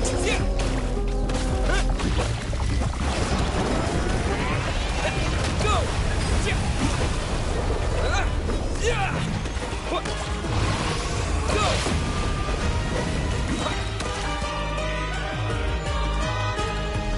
I'm aware you've been working on some little tricks to surprise me with, but it appears that none of them have come to fruition. My guess would be that you're trying to bring Columbina back. But then, where is Sandrone? Or are you trying to buy time for her? I always found their friendship to be a curious phenomenon. Two highly incongruent personalities, and yet they share a deep connection. Speaking of Columbina, I once saw her as like a younger sister. We got along quite amicably while she was with the VIII. But then one day she suddenly decided she would refuse to take part in any further experiments. To this day, I truly don't understand what I could have done to upset her so much. It's such a pity. I could have had a sister, a family. But alas, she grew to dislike me. You're not fit to be family to her. That I can't deny.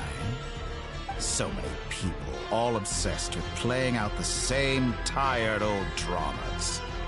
This world is rotten to the core. And then there's you. You had every opportunity to reach the right conclusion.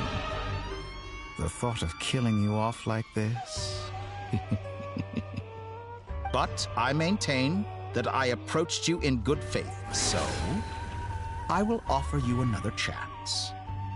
Will you work with me? You have until I count to 10 to make your choice. 1, 2, 3. Not in a million years.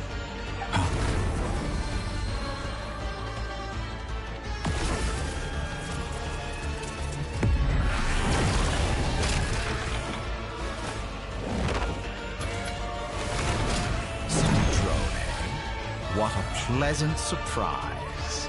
I didn't think you'd join us all the way up here.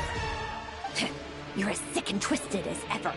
Don't fool yourself into thinking anyone's grateful for the chances you're offering them. Sandrone?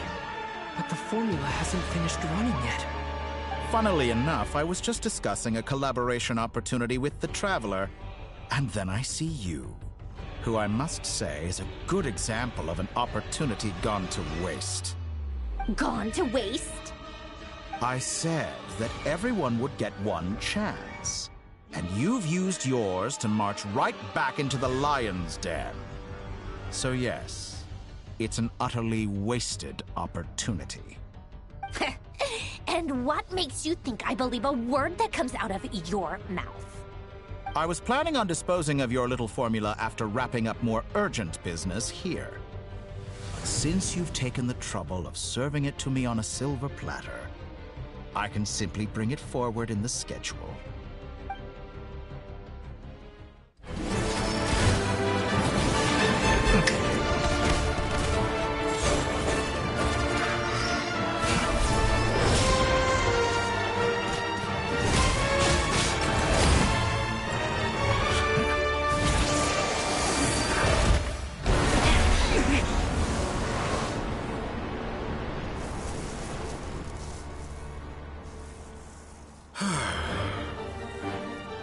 Is this your life's work? This piece of trash?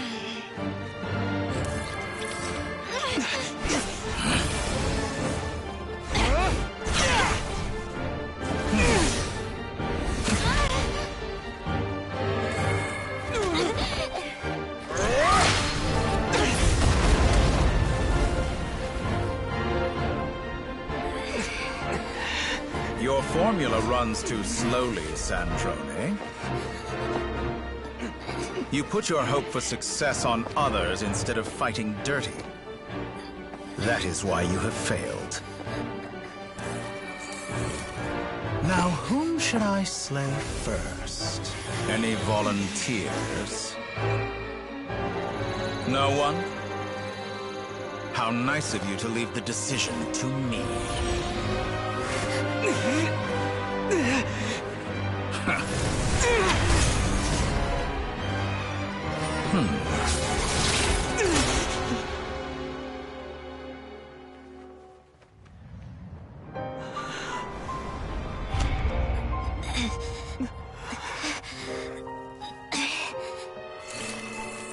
Oh, how unexpected.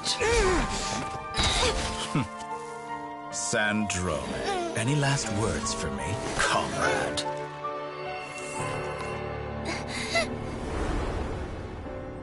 Is there anything you wish for? Not really. But I've always known what I don't want. Go to hell, Dottore.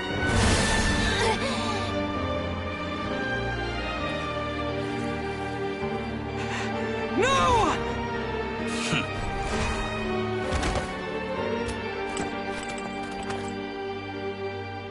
And now, you have failed.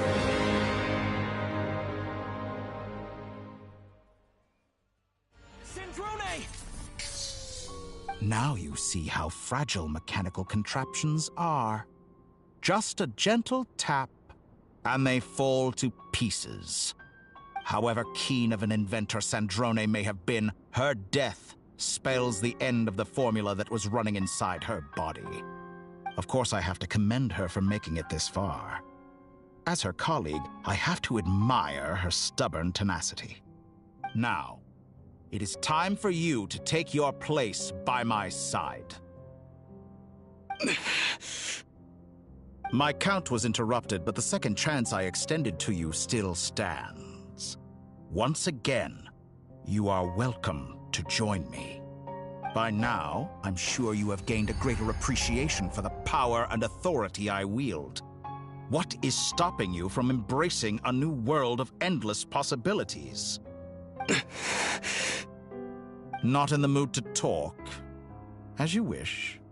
You seem less talkative than usual today. I'll change the topic to something more apropos.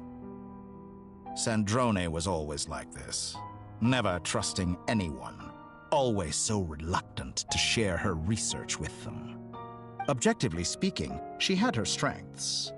It is remarkable how she extracted and even optimized the world formula from so much data. But her inability to trust was her undoing. Had she allowed someone else to monitor or run the formula for her, you might still have a chance at victory even now. But regrettably, she was a stubborn fool. As much as it pains me, she had to go. Dottore, maybe this is news to you, but people can change. Columbina surprised you when she escaped. And I think Sandrone would surprise you too. Change? You can twist the truth however you want, but I see it clear as day. You're the one who can't trust other people. Is that how you see me? By this point, what can you hope to do about it?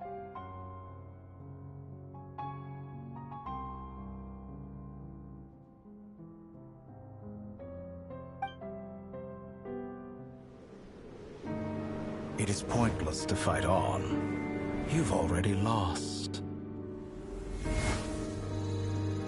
Wrong. You can't win this, Dottore.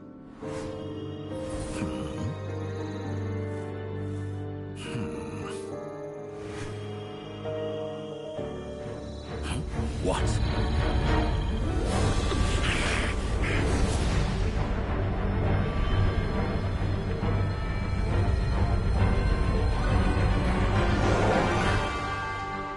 My formula can get us 90% of the way. It will connect you to Columbina. Then, I will bring the formula's output to the Traveler's side. For the last 10%, do whatever it takes. Just bring the moon down.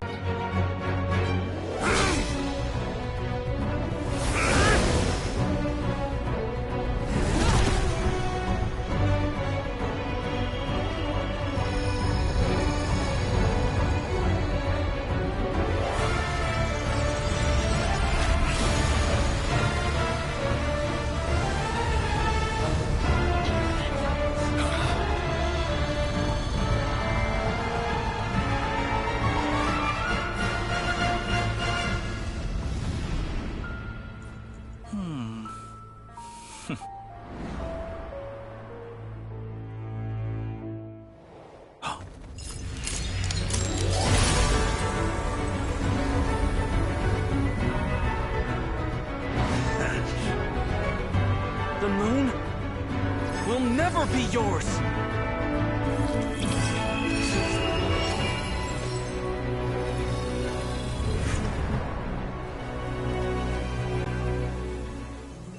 I turn my body into moonlight and pour it over Nodcry.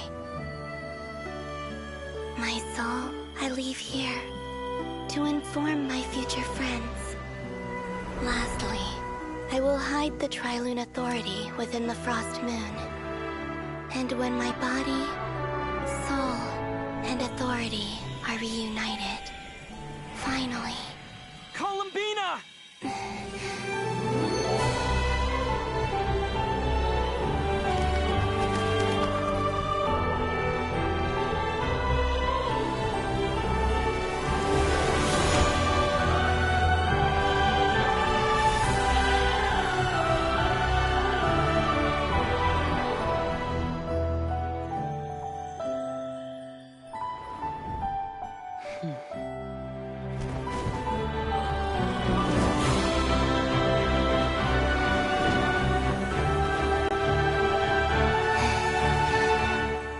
It's been too long.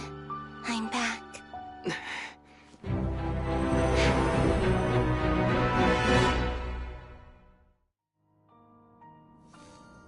Stay focused on the battle, Traveler. What a touching reunion. Though I personally find myself repulsed by the sight of weaklings huddled together for war. Such a simple attack. Quite finished patting yourselves on the back. Show me how long you can struggle. Before you drown! Watch out, Columbina! You can manipulate spaces! I know. Dodge that. Wait for the right moment. We'll strike together.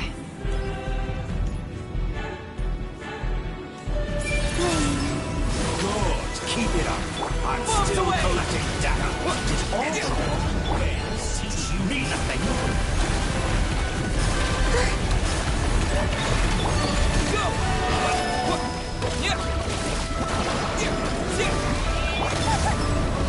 Surge.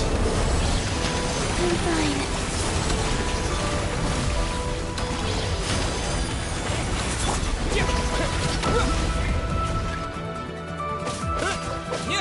Enough! Like an ant in my palm.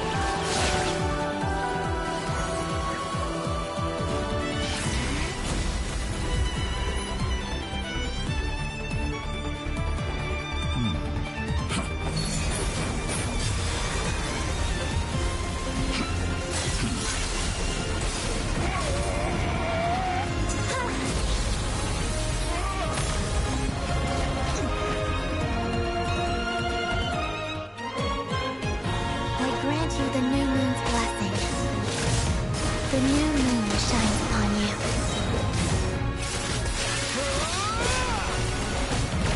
I am growing weary of your stubborn resistance.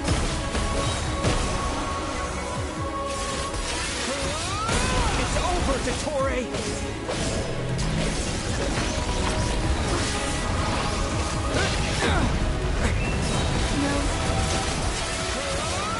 Time to pay for your heinous crimes!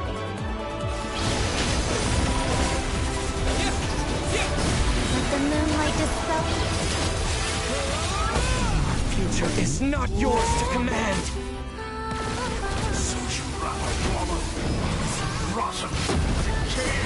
Resting as the moon.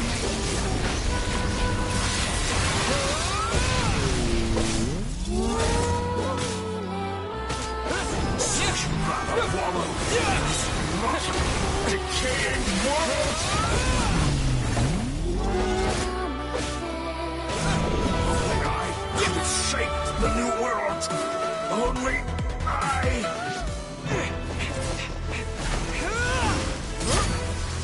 Willfully blind. How can you be so satisfied with your fate?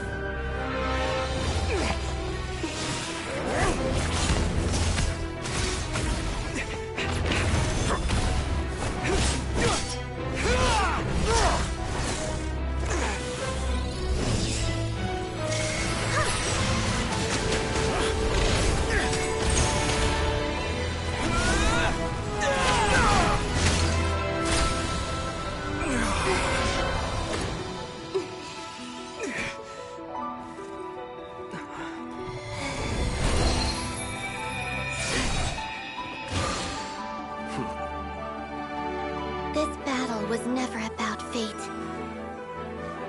It's about friends, family, and the home you stole from them.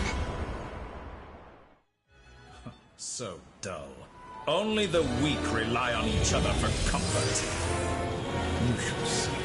Once I transcend fate, you will be nothing but followers for my grand experiment! That will never happen.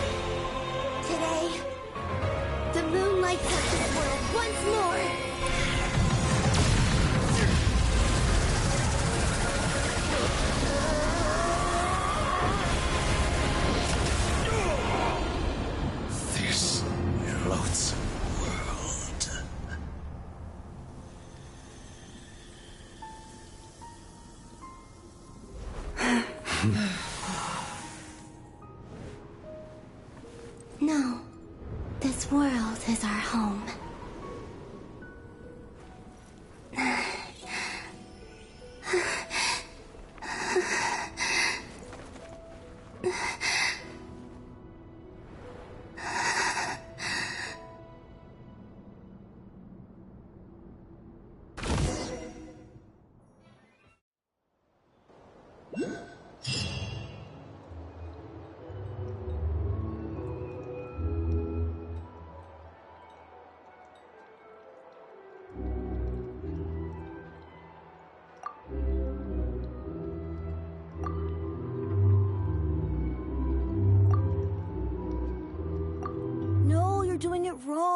The moon looks like this now.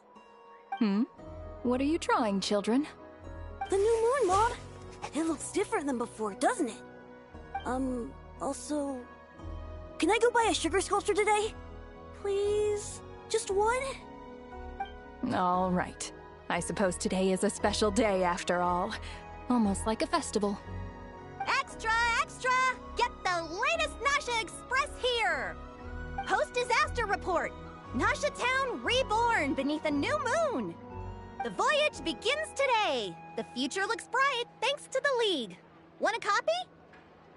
I knew things would be different, but I didn't think that would include the moon. They say a new moon goddess has been born.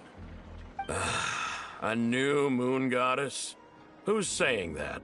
The Frost Moon Scions? I guess so. I'm not too clued up on the details. As far as I'm concerned, the moon's still in the sky and it's business as usual. Hey, since we've come all this way, shall we grab ourselves a free meal while we're here? Are you a convert now? Or are you just here for the free lunch? Oh, come on. What does it matter? After everything we've all just been through? That smells good. All right, that's it. I'm hungry. Time to eat. Come on! We gotta get there early, or there won't be any good spots left! Shh, keep it down. This is a residential area. What if people are still sleeping?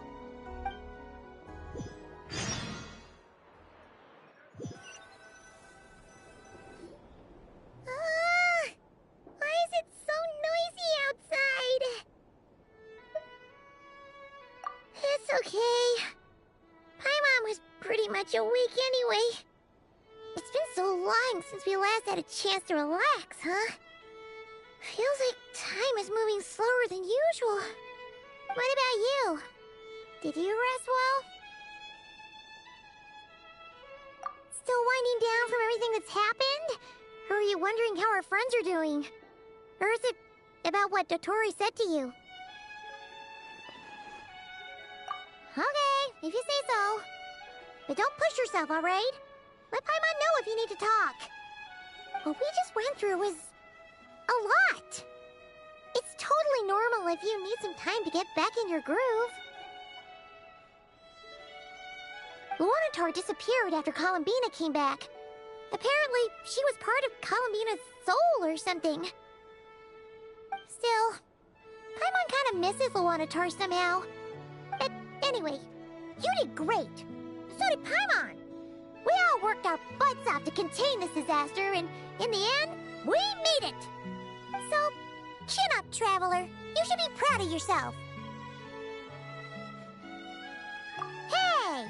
Don't poke fun. You should be glad that Paimon's growing as a person.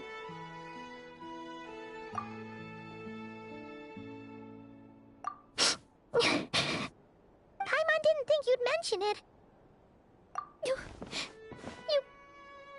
have no idea how anxious Paimon was. She was worried sick about you.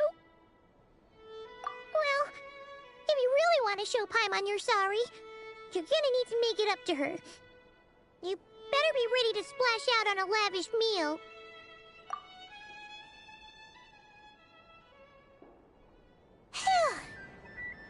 Okay.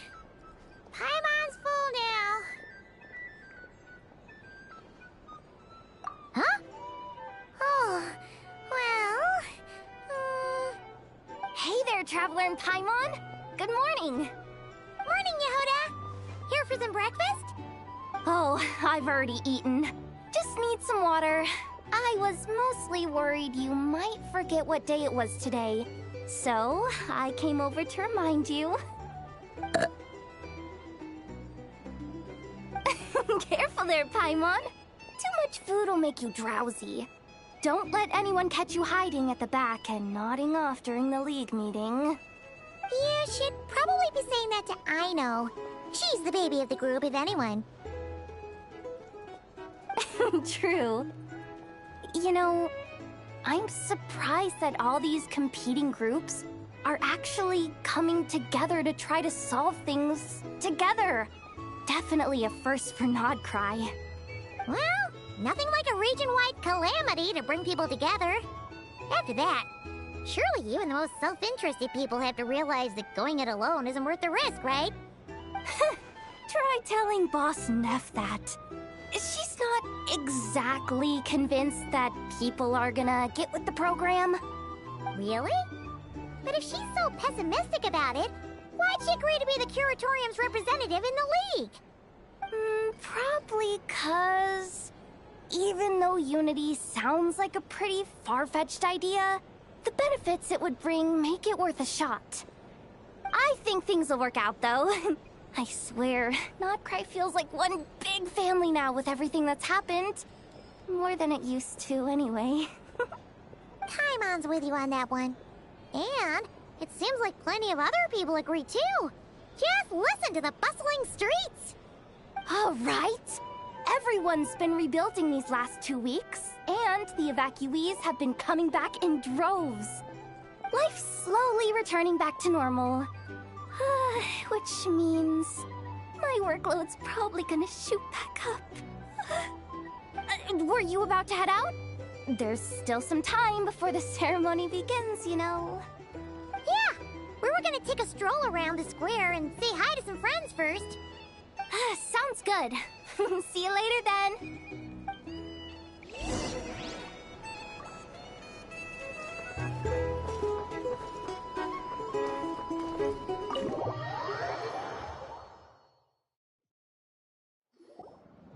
Please accept today's boon. Have a nice day. Are Paimon's eyes deceiving her? Or is that Inefa handing out food for the Frost Moon Scions? Hello there. Would you like a feast of the moon, along with some snacks of the day? So, what's new, Inefa? It was only a few days ago when we last saw you, but it looks like you've joined the Frost Moon Scions in that time. And I know too? What are you talking about, Paimon? We're just here to help. Duh. In the wake of the disaster, it's all hands on deck. We responded to Lama's request for support. At times like these, the smallest good deed can inspire others and help them through the hard days ahead. And we're using eggs and heating tubes to make that a reality. In true Kromkake Crab Shop style!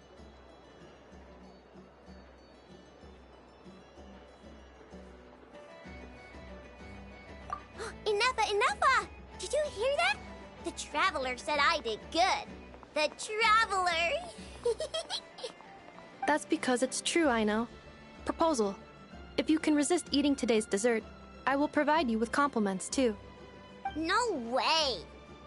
Well, that proposal got shot down quickly. I need something to get me through the hard times too, you know. Mom! Yes, dear. Go right ahead. Excuse me. Could I take a photo with the robot lady? She helped us get safely out of Notcry, and she helped us get back home too. She's the best. Of course she is! And since I'm the whiz kid who built her, that makes me even better than best, right? But you stole my snacks, though. Oops. Shall we move to the open space near the center? The view there is better. Thank you!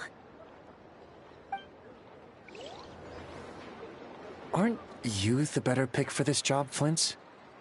You underestimate yourself yet again, Master Ilua. Not at all. I rarely come by Nasha Town. I don't know any of the big shots here. All in good time. Socializing is a step-by-step journey. But you're much further ahead on that road, aren't you? You're not seeing the full picture. You know the truth now. My friends do not understand my habits. There is no question about it. The Lightkeepers need a representative in the League. Someone who is upright, cares about other people, and can realize their self-worth through group action. You say it like you wouldn't make the cut. I am most flattered that you think I would. Sigh a little less, Master Ilua. and have more faith in yourself. All the Lightkeepers agree that you're a very promising young man. That is precisely why Starshina and Nikita felt safe delegating such important work to you. I'm sure we all also agree that we would sooner die of dehydration than manage to wrangle anything out of you in a discussion. My apologies.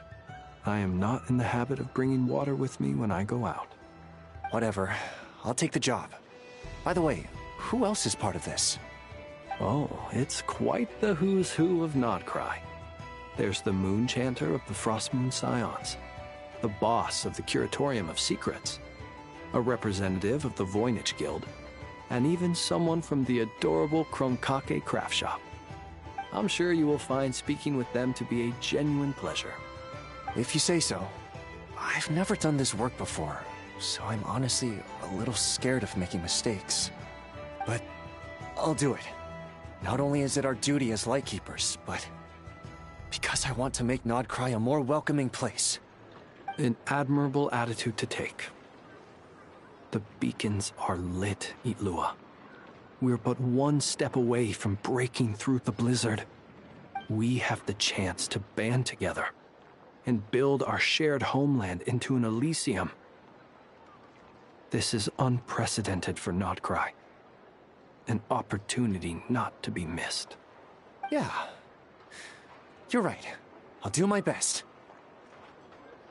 Quite a few familiar faces have arrived. Let's go, shall we?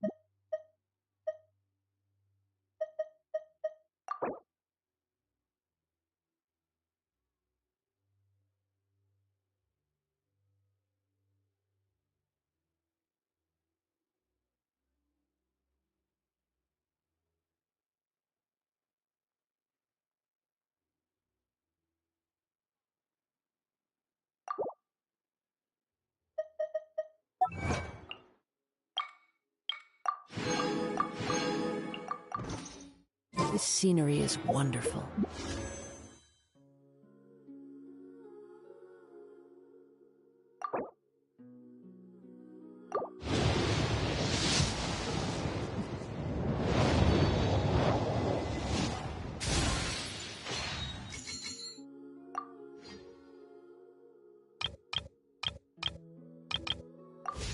Surely enough to convince anyone to become a wanderer.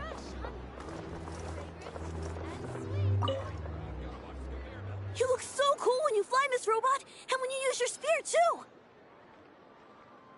And even though you took my snacks, it's pretty cool that you can build stuff like this. You've got so many inventions. It's amazing! Also... Micah, we need to go now. 1 second! Please take this Feast of the Moon, as well as some snacks. Share them with your mother and your lovely family.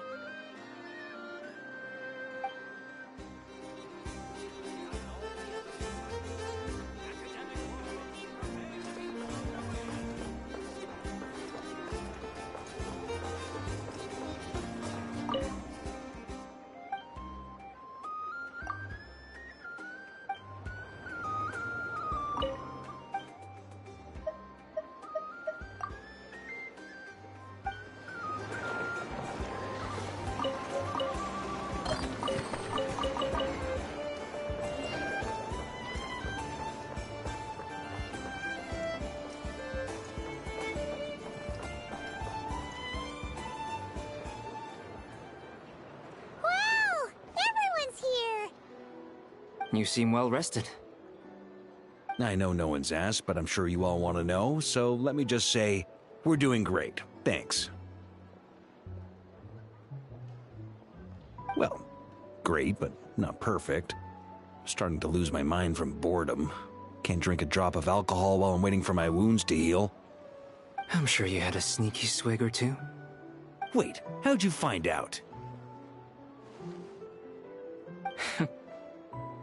I'm sure you must be missing Mondstadt after all these years away, Grandmaster. Yeah, you could say that again.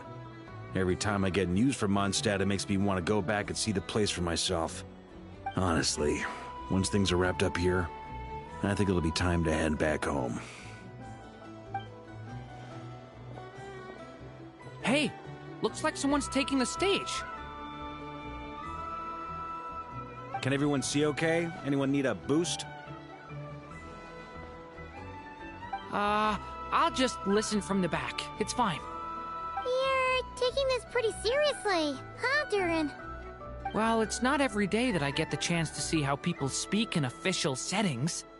Soak it up like a sponge. I'll make sure you get a chance to practice for yourself later down the line. Actually, I know just the thing. You can debrief the Knights of Favonius for me. Mr. Varka, are you forgetting that I'm not a Knight of Favonius? I can knight you. Any particular title you'd like? Is he joking? I really can't tell. You'll have to figure this one out for yourself. It'll be a good learning experience. It is my honor to host the opening ceremony for the League, and to have this opportunity to speak to you all in my capacity as Voynich Guild representative. Could this person also have been pushed onto the big stage by the real big shots? Guess I'm not the only one then. We come here today, having weathered the trials and hardships of yesterday, and having learned from them the importance of unity and cooperation. All right, here we go. Uh-oh, looks like Aino's off in Dreamland already. Wait, Boss is looking kinda drowsy too. What's up with her? Come on, get this speech over with already. Nodcry is our home, the land we rely on for survival. And as we chart a course for the future, may we persevere through the storms ahead as we sail towards a new era of prosperity, freedom, and hope.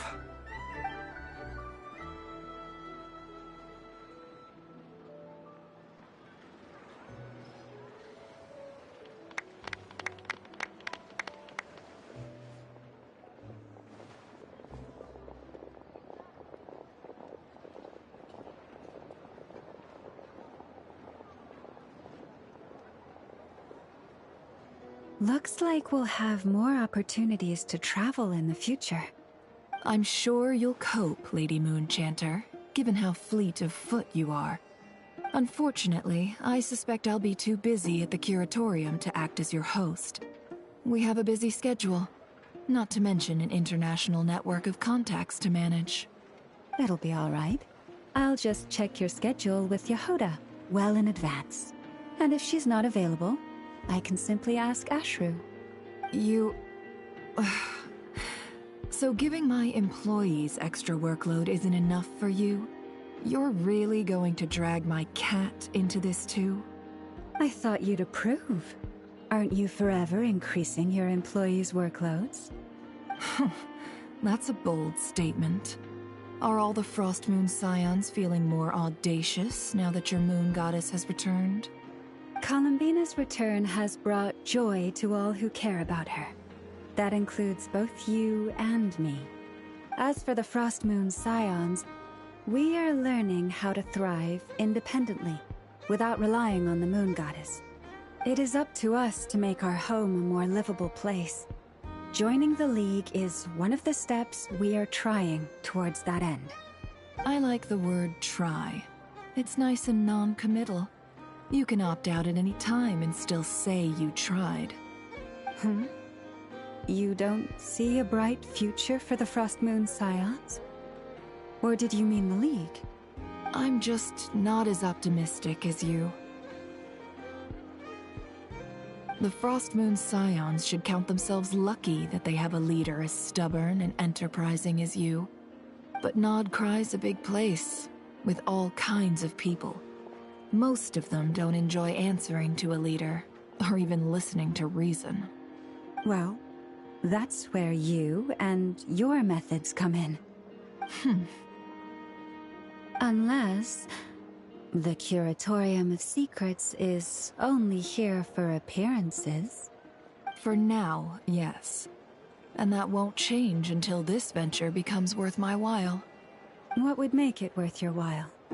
Getting out more than I put in. Right now, I'd barely break even, but I'll grant that it's a good start for Nodcry. Then maybe it's worth a try. All right, you can stop now. Or do I have to join the Frost Moon Scions before you'll get off my back? You'd be very welcome to join us. Hey, you two! Congrats on all your hard work! What are you chatting about? Nefer was trying to dissuade me from adding to her employees' workload. Also, she's considering joining the Frost Moon Scions. Sorry, what? Your conversations are always the most interesting.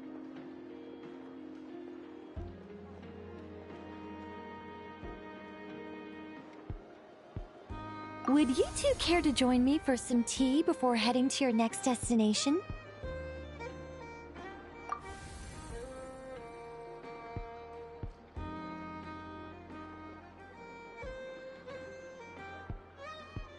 Nicole? Wait, where are you? Aren't you gonna show up today? Sadly not. I'm otherwise occupied right now. I'm sorry, Paimon. I can hear how disappointed you are. If it's any consolation, let me say that how things appear on the surface is a far cry from what they are at their core.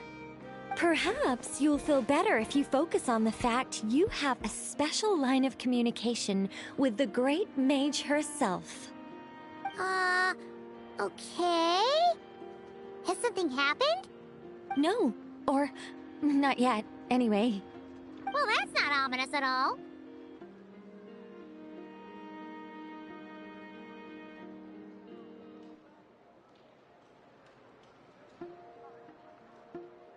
Not for the time being. Just think of this as a general check-in to make sure this communication system is still running smoothly. Besides, it's good to chat once in a while if we want to maintain our friendship. You could've just said so. Paimon got all worked up for nothing. Still, the best friendships are built through face-to-face interaction, you know? It's never gonna stop being weird having tea with you when you're not there and just talking to thin air. All right, fair point. I'll bear that in mind for next time.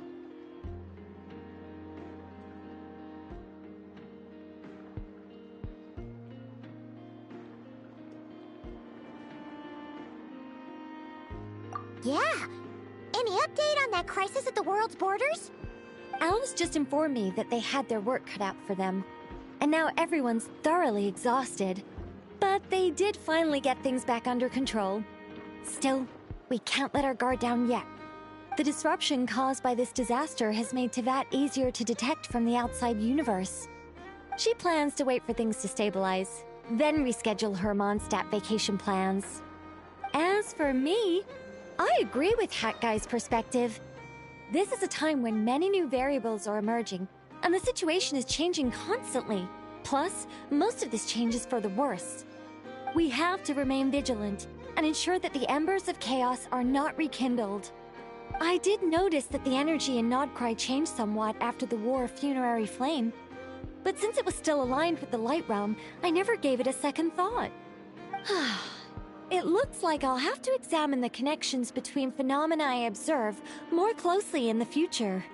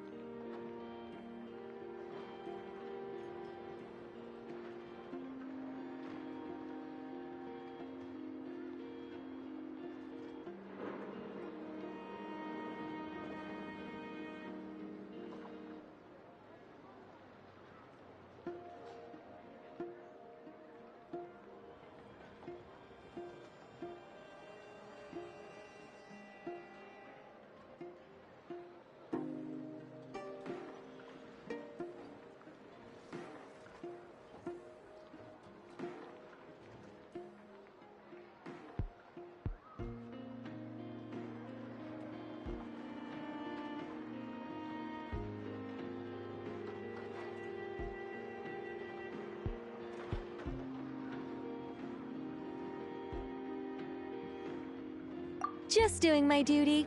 It's more or less second nature by now. Of course. To give you the full picture, I'd have to start with the substance from which angels were formed. Never mind. Paimon's right. Showing off my knowledge would be much more satisfying in person. By the way, you did receive the gifts from the Hexen Circle, yes? I'm not trying to claim credit or anything, but my pride demands that I at least mention it. They're quite similar to the protective talisman that Alice gave Dory, but with some very special enhancements. Oh! So that's what kept our friends safe when Dotori trapped them. Indeed. We went to great lengths to make sure they were invisible to his eyes. I'm so happy they came in handy. Still, not fishing for gratitude, by the way. I just want you to be aware that sometimes your friends may be protecting you in ways you cannot perceive. Anyway, I'll contact you if anything else crops up. If not, you know what they say, no news is good news. Oh, my angelic instincts are tingling. They say you should head to the docks next. Your friends are about to board their ship home.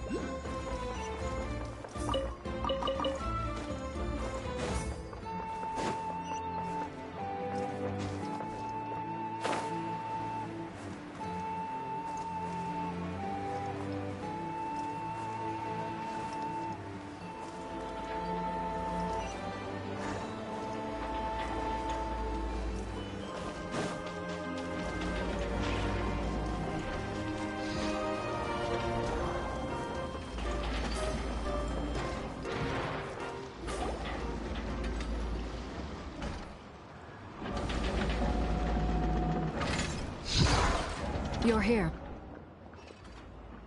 You're here too, Hat Guy. Are you heading back together? No. I'm bound for Sumeru, and she for Fontaine. We just happened to cross paths at the harbor. Everything seems fine. Sandrone may have an abominable temper, but she's always been very responsible with important calculations, and things entrusted to her by valued friends. You always speak as if you know us inside out, Mr. Hat Guy. Maybe I'm just a good judge of character. I certainly hope that's all there is to it. Regardless, you have been a significant help in this matter. For that, you have my gratitude. I didn't do anything special.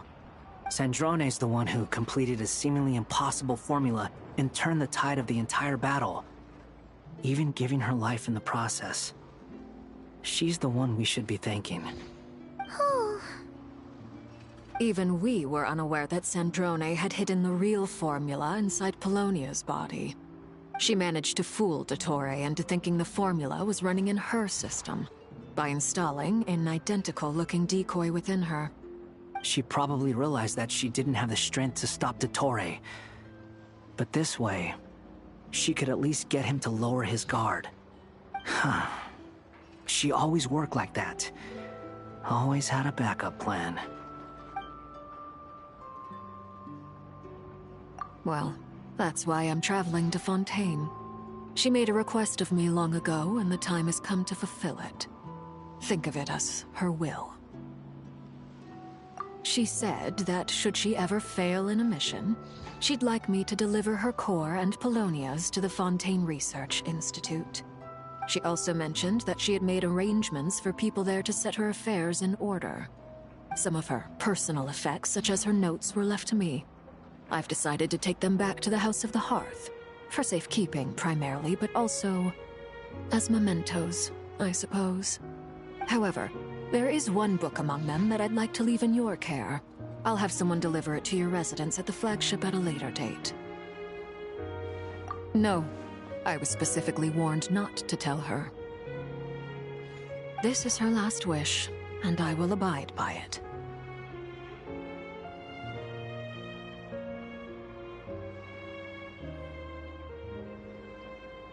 I can only hope so, but none of us here can know for certain. I bade farewell to Columbina earlier today. As promised, she turned the iridescent moon's marrow over to me. She spent a long time with Zandrone's body, saying her goodbyes. Oh, is she alright?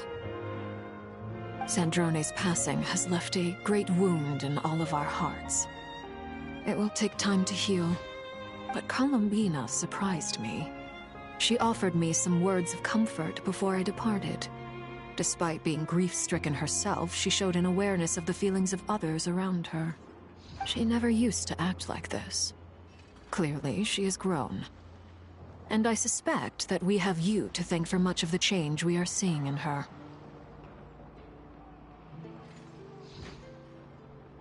Huh. After these recent events, the Tsaritsa has revoked the Pale Star Edict.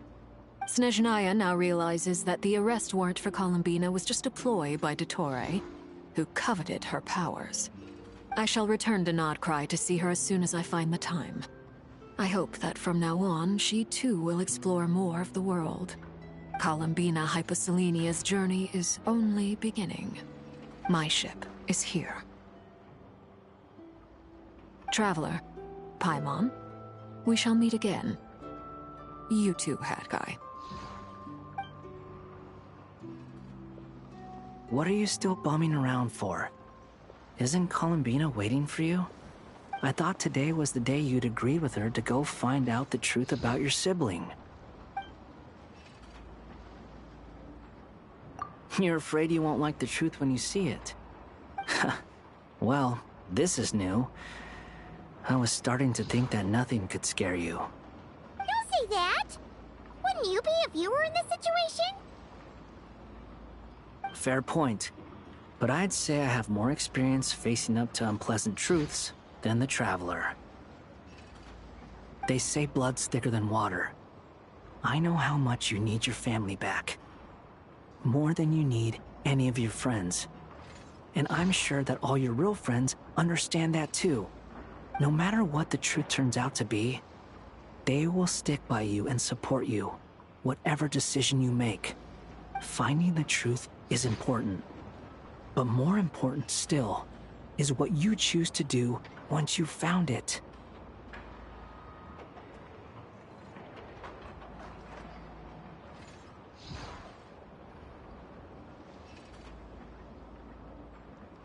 At least, that's the life lesson I've learned from my experience, grappling with the truth. What? Now that Dottore's dead and gone? A little, I guess. But it hasn't solved everything. Maybe I regret not getting to end his life with my own hands. Or maybe it's something else. But for whatever reason, I still feel like I have a chip on my shoulder. Either way, I'm going back to Sumeru. Lesser Lord Kusanali is gonna need help dealing with all the chaos Dottore left in his wake. Not just from this incident, but everything he did in the past, too. You should continue with your journey, as you've always done. Who knows? Maybe we'll meet again someplace else. So, what should we do now? If you want to explore a bit more to steady those nerves, Paimon's game! After all, when Columbina said she knew where your ship was hidden, Paimon promised to give you two some alone time with the truth. It hasn't been all that long since we were last apart, sure, but with Columbina there, Paimon's sure things will be just dandy. Ain't no biggie. Paimon might be all about that food and fun, but she knows how to do right by people.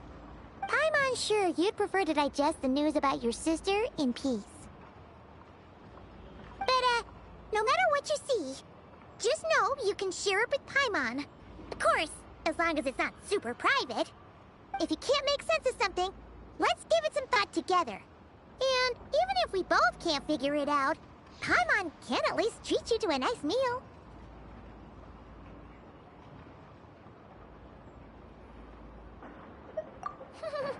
Glad to hear it. Feel better now?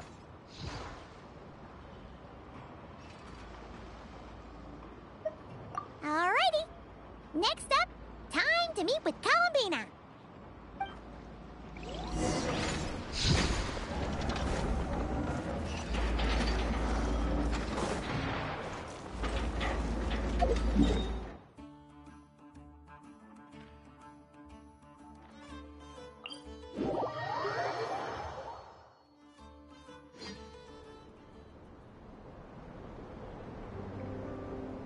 Columbina, we're here!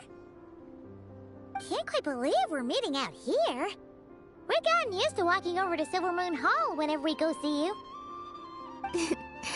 Well, you're still welcome to go there whenever you want to see me. It's just, now that it's all over, I've decided to make some changes. Try and fit in with the Frost Moon Scions, like Llama suggested. The older generation are still timid around me. They don't dare get too close, and they bow their heads when I walk by. But things are much better with the children. I see more curiosity in their eyes. Hopefully, by the time the next Moon Prayer Night comes around, I can enjoy the festival with them as myself, without having to pretend that I'm only dressed up as the Moon Goddess. You'll do fine, Columbina. Paimon's sure they'll realize you're super nice once they get to know you better. You really think so? When we first met, you thought I was a little up in the clouds. We were just starting out then, come on! So Llama told you, huh? I'm only teasing. I know that I have you to thank for pulling me back down to solid ground. It feels good to finally stand firm on the earth where I was born. Oh, that's great!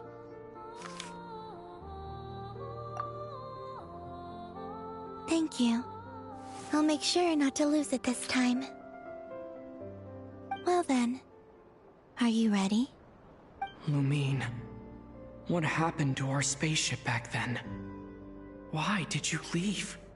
It's time to learn the truth at last. Ready as I'll ever be. Good. Then let me open the way for you.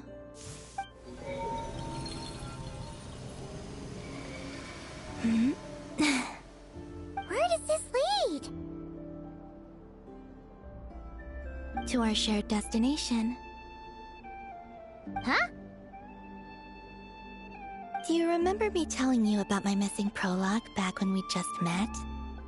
I said that my story began on the moon. But while I was inside the moon's reflection, I realized that my prologue was really hidden in the future. I just had yet to discover it at that point. The story of the time before I was born was in fact the story of my distant future. It's truly fascinating. But when I obtained the Trilunar Authority and returned to our present reality, I sensed something I hadn't expected. Your prologue. So you mean... Yes, your spaceship. All this time, it has been hidden on the Frost Moon, which lay beyond the sky. The great ruler of the firmament. The heavenly principles. Wait, them? Why would they do that? I don't know. Perhaps your ship contains something that is incompatible with Tevat. Or something that cannot be known. Oh, did I pick a bad time to say this? I know it must have been hard to work up the courage to do this. Maybe I should have waited until you were on the moon, with no chance to back out. That would have been kind of mean, you know.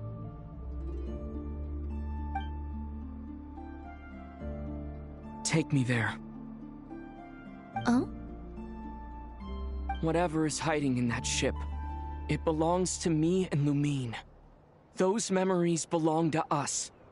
No one else has the right to decide whether I should or shouldn't know about it. Not even the heavenly principles. Very well. Then let's go. You two take care, alright? And don't forget to come back soon! Rest assured, Paimon. We will. Traveler, after you. Thinking about the story that we'll find hidden on the moon? Yes. And hoping that it has a happy ending. Stories like that don't exist, you know? You don't believe in happy endings? I don't believe in endings.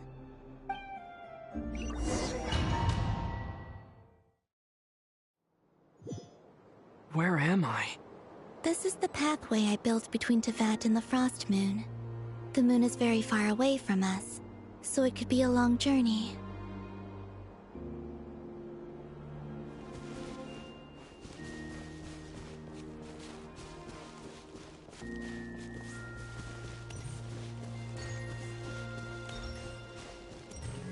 After I obtained the Trilunar Authority, I unwittingly saw past events from many of my friends' lives. One was Lauma. She was so young when they chose her to be the Moon Chanter. From then on, the Frost Moon Scions looked to her to bring messages from their goddess. But, for better or worse, I had left Hisi Island before she was ever born. It was not until much, much later that she met me. I think it's for the best. Because of the way things turned out, you had the opportunity to become friends. You're right. In that sense, I think we were both very lucky.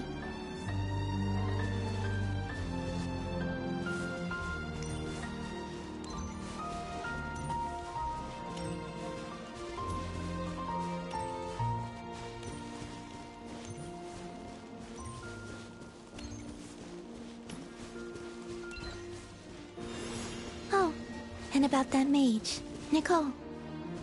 I only recently learned that she has lived in Teyvat since the time of the Three Moon Sisters. The Moon Goddesses always had a good relationship with the angels. I suppose our friendship continues that tradition.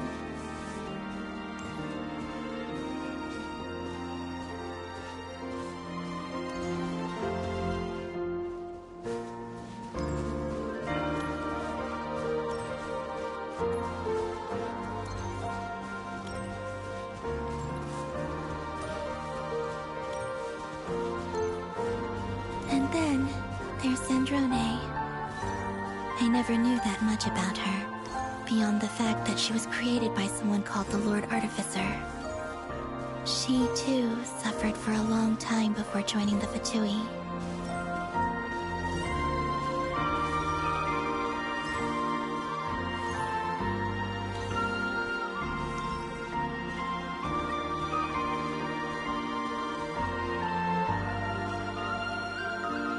How I wish I could talk to her again, even if only to hear her say nasty things to me.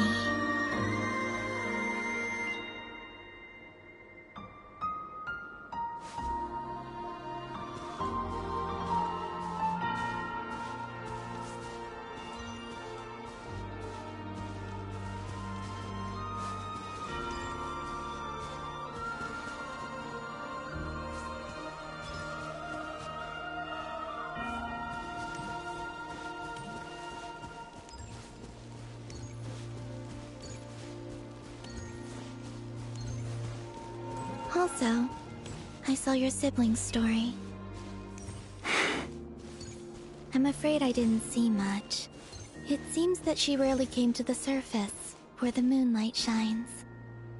But I did notice that back when you first set out on your journey, she would often appear nearby, gazing at you from afar with a guilty look in her eyes. Lumine. Let us speak no more of the past. I probably shouldn't reveal so much about my friends. It's not my place. Let the moonlight carry us forth. We are very close now.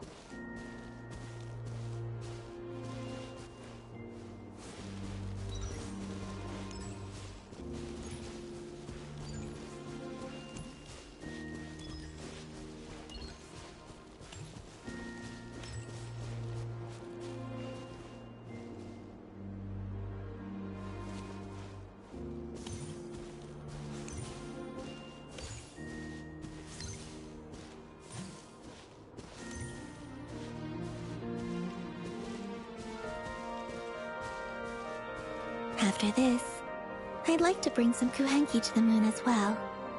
If they're willing, of course. What about your other friends? Will you bring them to visit too? Certainly. But I'll need to tidy the place up first. This home hasn't received any guests in a long, long time.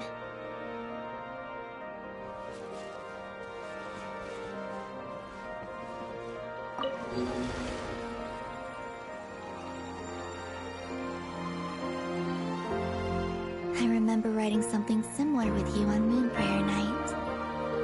I believe it was called... Dodoko's Whirligig. Yes, that was it. You asked me if I was afraid to return to the moon, and I said that I was. The idea that I had gained something precious, only to lose it so quickly. That frightened me. But I'm not afraid anymore. Besides, this time, we're traveling together.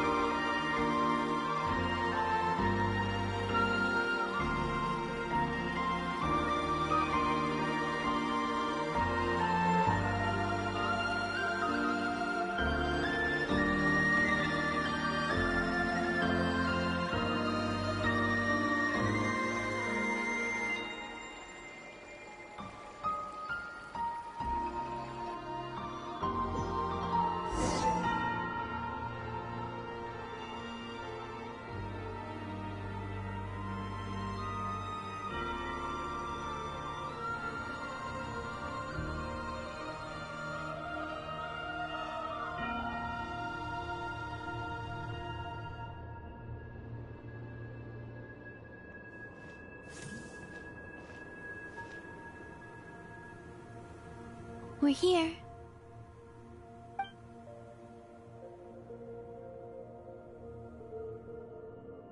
Over there.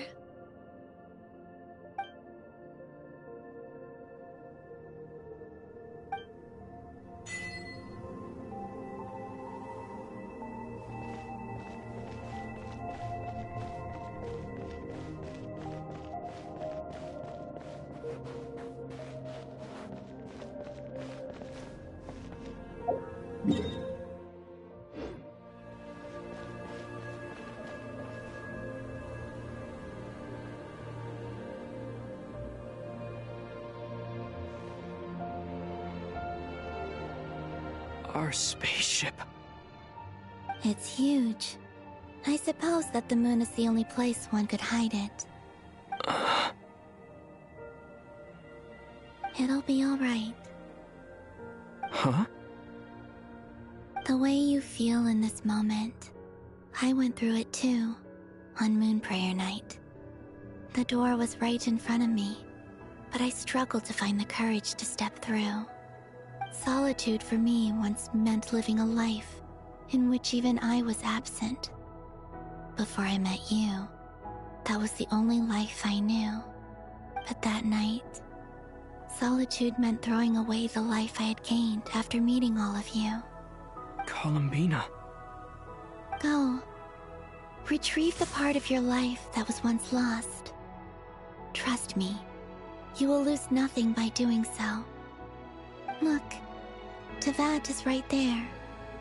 All of our friends are down there, waiting for us. You're right.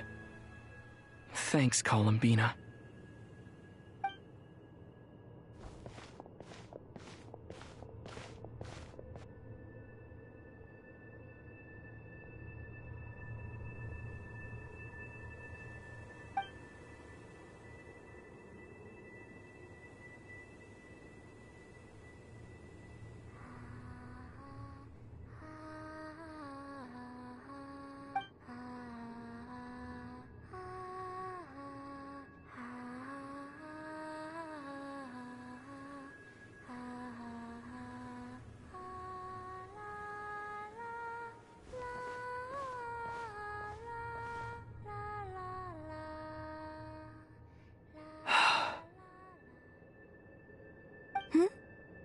Finished? Yeah. Why did you take your eye mask off? Well, since my return, I've decided to take more opportunities to see the world with my own eyes. Besides, I've always wondered how Teyvat looks from the moon. And what do you think? It's beautiful. I could spend a whole day here just gazing at it. What about you? What do you think of the truth you found? I haven't looked at another person's expression in a long time, but I think yours is saying it was neither good nor bad. Keep this up, and it won't be long before you give Nephra a run for her money. Oh, I don't think that's going to happen. I'm much more used to sensing what's going on around me with Kuvaki. I think I'll save my eyes for seeing special moments I really want to remember. I read the spaceship's flight logs. I always assumed that this was my first time in Teyvat. I thought that Lumine and I must have been hibernating in space for centuries on end. But the logs show that our spaceship flew over the skies of Teyvat once before. A long, long time ago. Flew over? So you didn't land? No, the ship barely came to a stop before flying on again. After that, it continued traveling through space for a long time. Some of the data is corrupted, but I suspect that it kept flying for thousands of years. It was only after that that the ship made a forced landing in Nodcry. When Lumine found me, she came from outside the ship. Could this mean that she left the ship long before I did? Maybe even during our first pass over Teyvat. Are you alright? Yes, I can feel that the truth is coming together, one small piece at a time. I remember Lumine telling me that when she first arrived in Conria, she could not recall the past. So this might be something that even she doesn't know. Here, I made some space for you. Your mind must be racing, and this seems like the perfect place to relax and clear your head. Oh, wait, there's one more thing. What is it? Wait here a moment.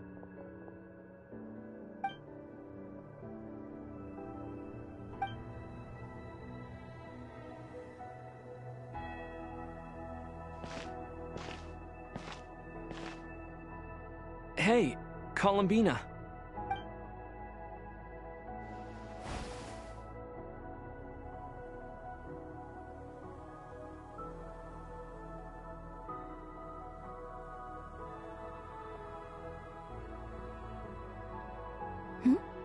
Is that a new outfit? An old one, technically. It's been in a cabinet inside the ship this whole time. It's a matching pair with Lumine's. She always liked this set more. Huh. I don't think there's a huge difference. Really? Yes. It's still the same you. You're the same person, no matter what clothes you wear. Only Columbina would make an observation like that. Traveler, do you consider Teyvat your home? Home is wherever Lumine is. But then after all the time I've spent here, and everything I've been through, yes, I'd say it's my home. Would you change your answer if Teyvat changed appearance? I mean, if the truth about Teyvat turned out to be different than what you thought. I don't know, but I don't think so. The truth is not what matters most to me about Teyvat. When I was first born, I longed for a home. And when you get something before you're mature enough to understand the world, you just take it at face value. I thought that a home was a transaction. You give me what I want, and I'll do the same for you. But you and your friends taught me what a true home should look like. You never asked for anything, yet you gave so generously to me. That's because your friendship matters to us. It was worth it. In the past, I thought that my birth in Nodcry must have been a mistake. But after journeying to the distant past where the story began, I realized that it was I who chose Nodcry to be my future home. Now, I am glad that I made that choice. I'm sure your friends are just as glad. In fact, I intend to make the same choice today as I did back then. What do you mean? Well, I've given the Eternal Moon's Marrow to Lauma, and the Iridescent Moon's Marrow to Arlecchino. And now, I shall return my Kuvaki to Nodcry again, that it may continue to protect my chosen home. Wait, but what about your body? Hmm? Oh, are you worried that I'll disappear again?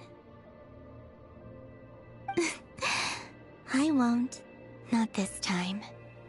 The Frost Moon has now entered the fall sky, and I am the Trilune Goddess. I am only returning to Nodcry the part of me that it needs. I am giving what I can, because my home is worth it. Oh, and I have something for you, too. For me? Yes. Come closer.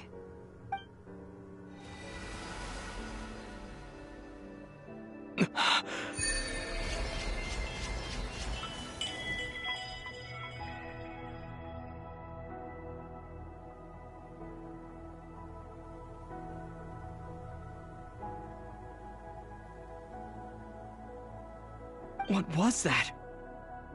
I lifted some of the restrictions this world placed on you.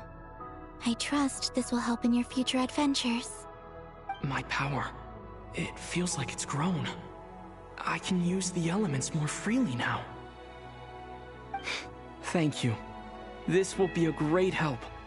You're welcome. I see you as family, and after everything you've done for me,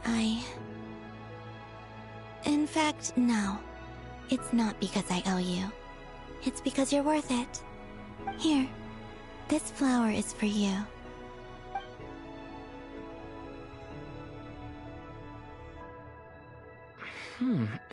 Isn't this a moon prayer blossom? Yes. Don't worry. You will never see these flowers lose their color again. I'm finally discovering the joy of giving. How I wish I'd learned this sooner. Hey, better late than never. What are you thinking about now? Why don't you take a guess? You get... one shot. I don't think I'll get it in one guess. But I'm sure it's a happy thought. That's kind of a sneaky answer. I can't say you got it wrong. To that, the moon seems so far away. I felt it might always lie beyond my reach.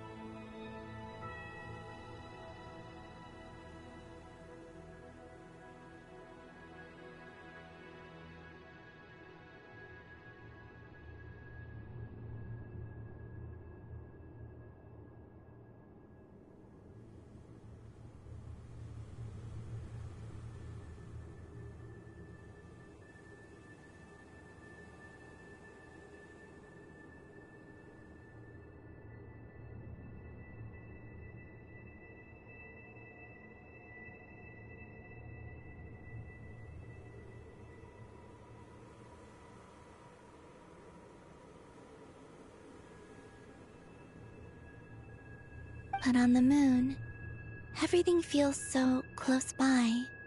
The haze that once enshrouded the skies has finally been dispersed. I feel like a traveler on a winter's night, starting a new chapter in my tale by the warmth of a bonfire. I don't have a lot of luggage, but I do have a lot of hope for the future. Well, what's next? Next? To start with, I want to stay here just a little longer. After that, let's return home and continue our journey.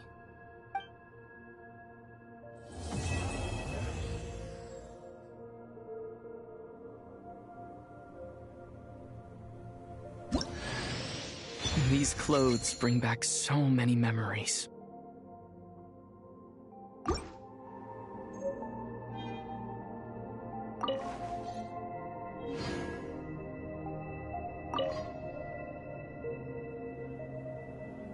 The journey goes on, for you and for me.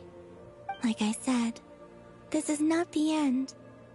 I don't believe there has to be an ending.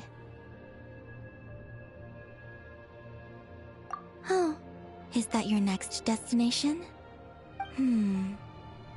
Most people would probably tell you to pack some warm clothes. But I experience things differently than most people, so I can't know how cold it is. In fact, it is home to quite a wondrous heat source. I think they call it Kreshnik's torch. Every city in Snezhnaya is built around one of those. I sensed the energy it gave off as I was passing by on a railway train. It felt grand and distant. I also recommend the Korolievsky troupe in Snezhnograd. They give performances quite regularly, and entry was free for harbingers.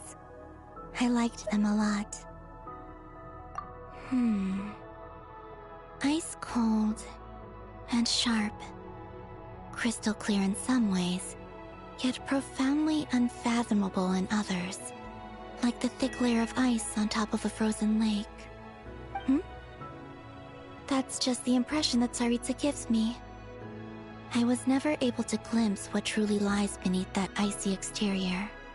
In fact, I don't think the people of Snezhnaya even know what kind of power their god wields. Maybe that's because the Tsaritsa herself has never acknowledged, nor accepted that power. There's Regrator, the Rooster, and the Jester. Between them, they control a lot of what happens in Snezhnaya. But I can never wrap my head around how exactly power is split between them. I just know they are each responsible for many specific domains. I noticed that the Rooster and Regrator often appear to get along on the surface, while working against each other in secret. And theirs is not a friendly rivalry. But I wasn't particularly interested, so I tended to keep my distance. Now that I think about it, the term Mistelton often seemed to come up in connection with Project Stuja. Once things settle down in Notcry, I'd like to explore the world beyond Snezhnaya. You've told me so many stories about the other places you've been to, and all the friends you've made there.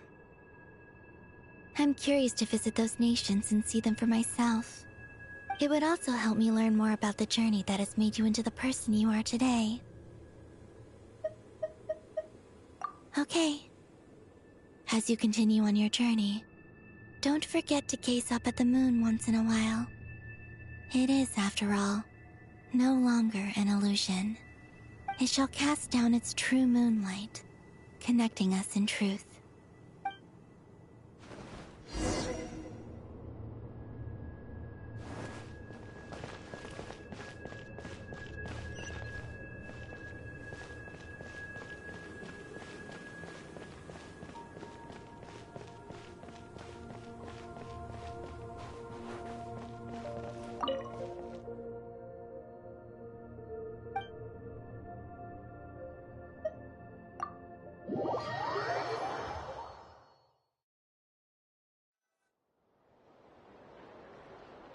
To Jean, acting Grand Master of the Knights of Favonius. This preamble is such a pain to write. It's probably high time we got rid of this acting business. I trust that Dern has updated you all on recent events. Hope we didn't worry you too much. The good news is, we managed to come together and put a stop to the Doctor's evil schemes. With that, I think it's safe to say that Notcry is finally out of the woods. As for the Fatui, not counting the Damselette, aka the Moon Goddess, who has left their organization, we found ourselves allied in this instance with both the Knave and Marionette. May she rest in peace. As ever, we find ourselves better off for making friends rather than enemies. But until we can ascertain the Tsaritsa's true intentions, the future remains uncertain. In a short while... Wait. How am I meant to surprise everyone if I tell them in the letter that I'm heading home? Well, that would be a huge waste. Okay, got it. I will begin sending the expeditionary team back home in waves. I'm sure they'll be able to answer any questions you still have. I hope they won't gloss over the details of my many heroic deeds. But if they do, I'm sure it'll be because they're just too exhausted from the long journey. I think of Mondstadt daily. Please give everyone my best regards. P.S. The honorary knight went above and beyond this time. Are there any other honors we can give him? I'll leave it with you. P.P.S. Please be extra nice to Klee for the foreseeable future. I cashed in on the last favor that the Hexen Circle owed us, so we need to earn some more goodwill. If there's any serious problems, feel free to stick me in solitary confinement when I get back. I'll do the time for her. Whew. And that, as they say, is all she wrote. End of an era. And with the moon shining down brighter than ever, I think everyone is going to sleep well tonight.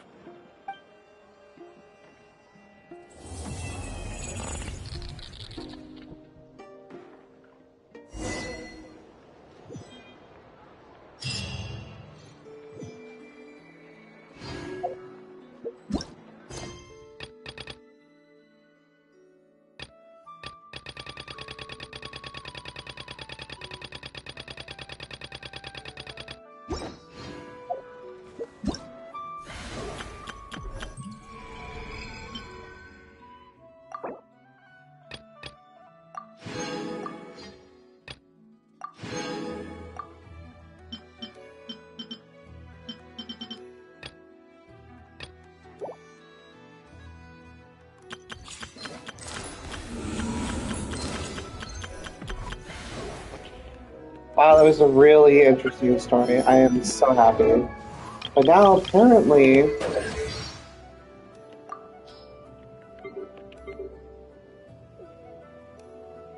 we have something new. I'm trying to find it. Oh my gosh, there's so much story. So much story here. Oh my gosh. It just keeps going and going and going.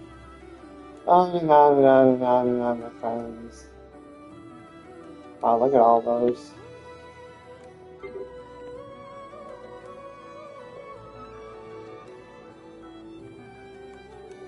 Awesome, I have all of them. But there was a new character selection. There was like a... yeah, right here.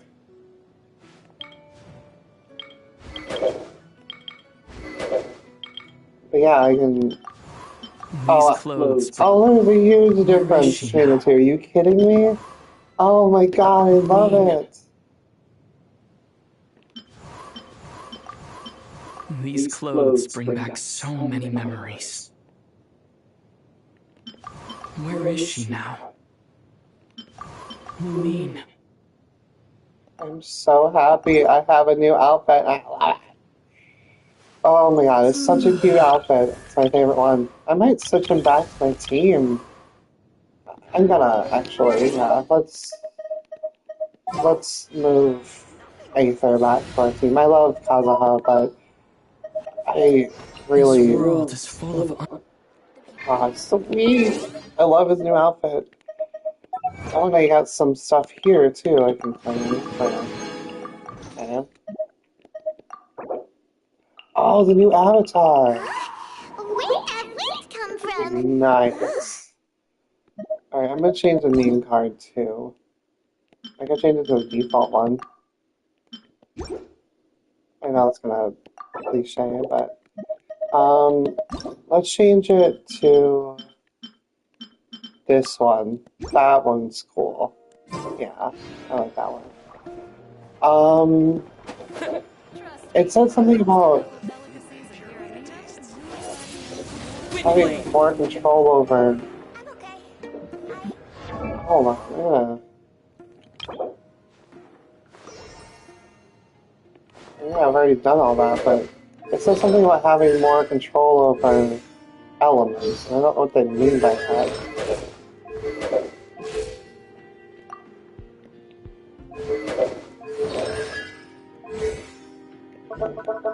Right here.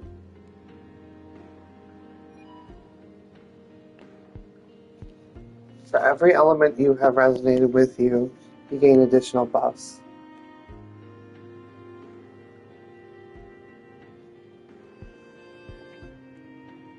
That's awesome. I will take that.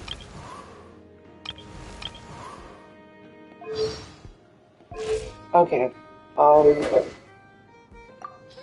We will get on the awesome swords. So it belongs to them anyways.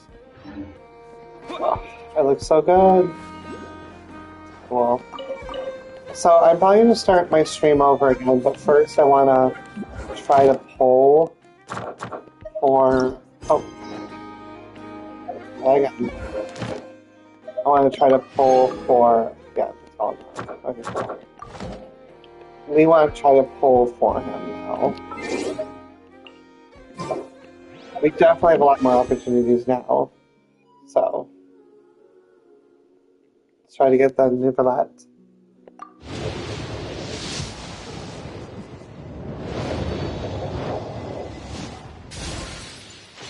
We also just got enough for another one of these, so I'm going to go use that real quick here. Gets us closer to the next thing. But here we go. Let's do it again.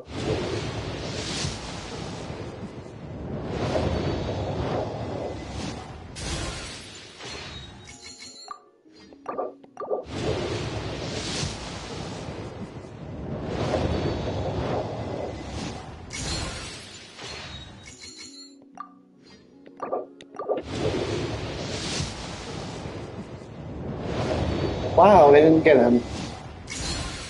I didn't get Jalapena, and I didn't get him. Gee, I'm just not having very much luck over here. This is sad. So sad. But there's tons of other opportunities to get him. There's like tons of other stuff going on in the game right now. Want to give me more? We just wanted to make sure we got the main story. And so now, when we go here, and we click here, and go travel log, all we're missing is Duran's story, and then the lantern, which we will start the lantern in a second. I want to do some other stuff first before we do the lantern. So we will do this right here before we start this, because this looks like it's going shorter than this. We will do this on a separate stream.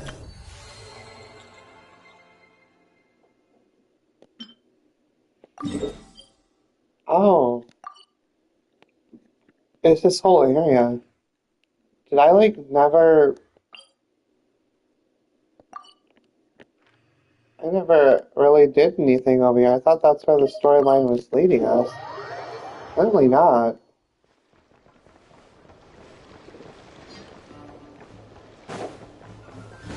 Wow, let's go activate it so we have this area. We're done with the main story now. Okay.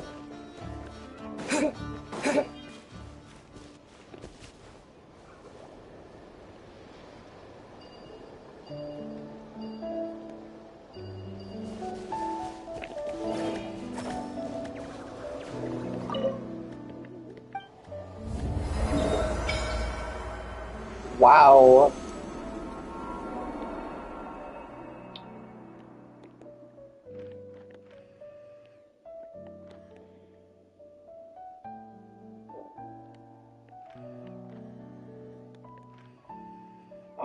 This is just so annoying to me. The amount of things I still have to do is just ridiculous. I may have all of this done, but I still have some missing areas here.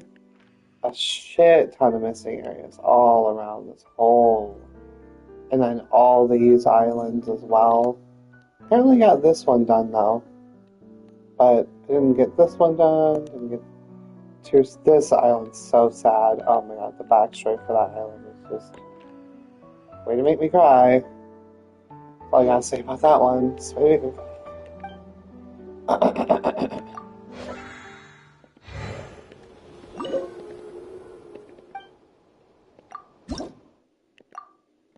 That didn't do very much.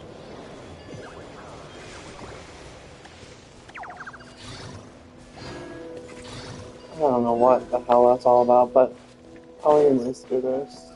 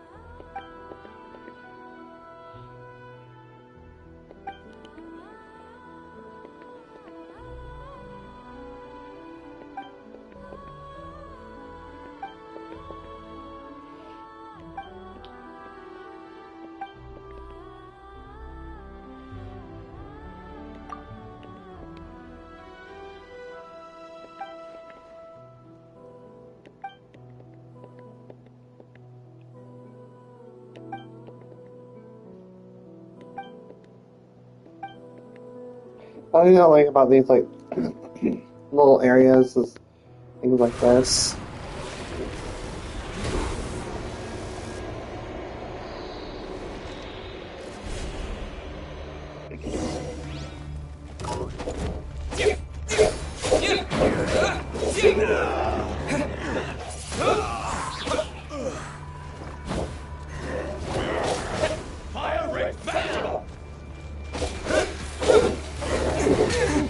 Disappear!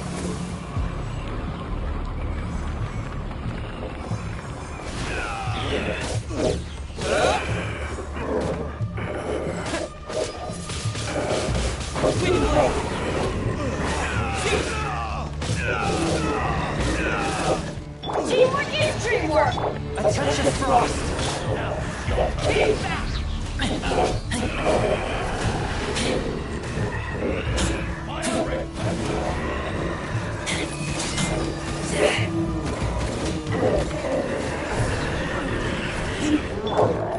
With the wind!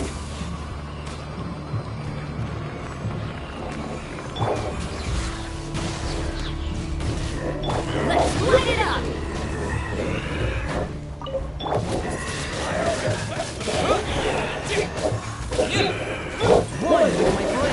I guess once I love Aether, I need my boy back because the abilities suck. But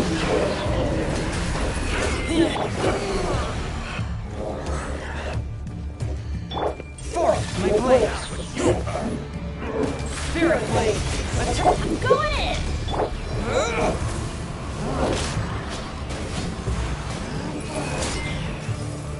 Fire ray festival!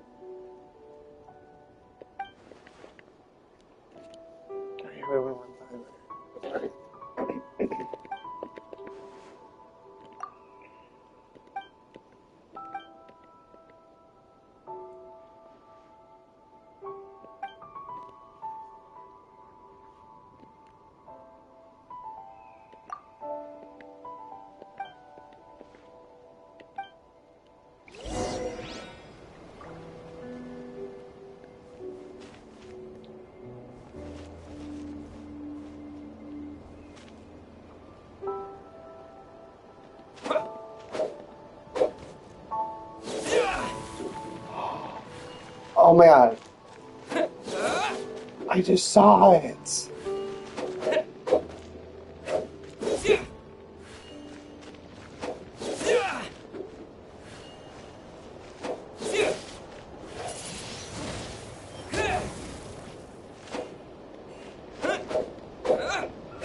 Oh, maybe we will keep him. Now that I finally figured out I could do that, that's kind of cool. I had to figure out how to freaking make that ability. Here, oh gosh.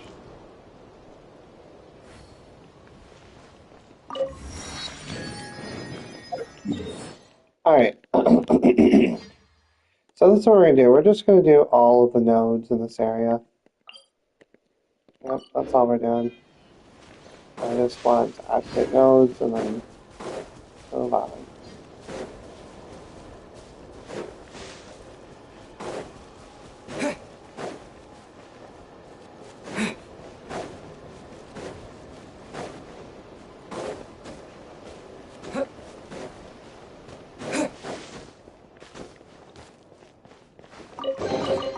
Is this an answer from this world?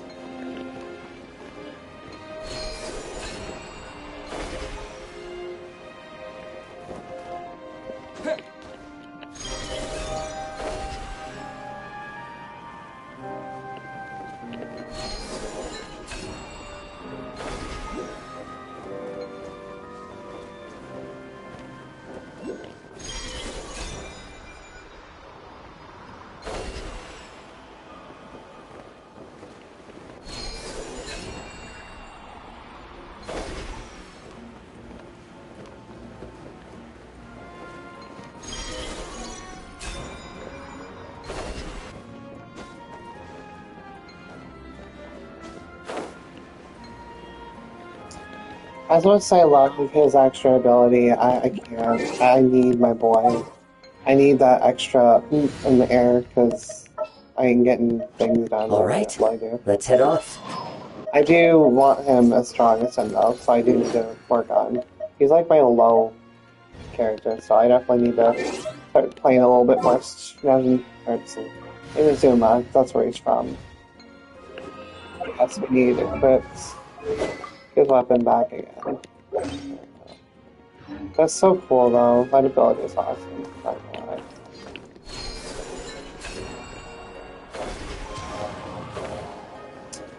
I mean, still didn't. Oh my gosh.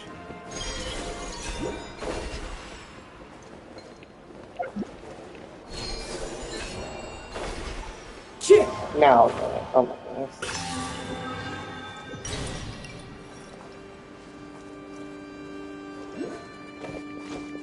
I love the music in this area. It's so Celtic. So Celtic. It's beautiful. It's giving very Irish, Slovakian, or not Slovakian, but like, where's the Hold on, let me see. I might have said like the wrong countries. Might have. Slovakia. No, Slovakia is in Europe. Oh, it's beautiful.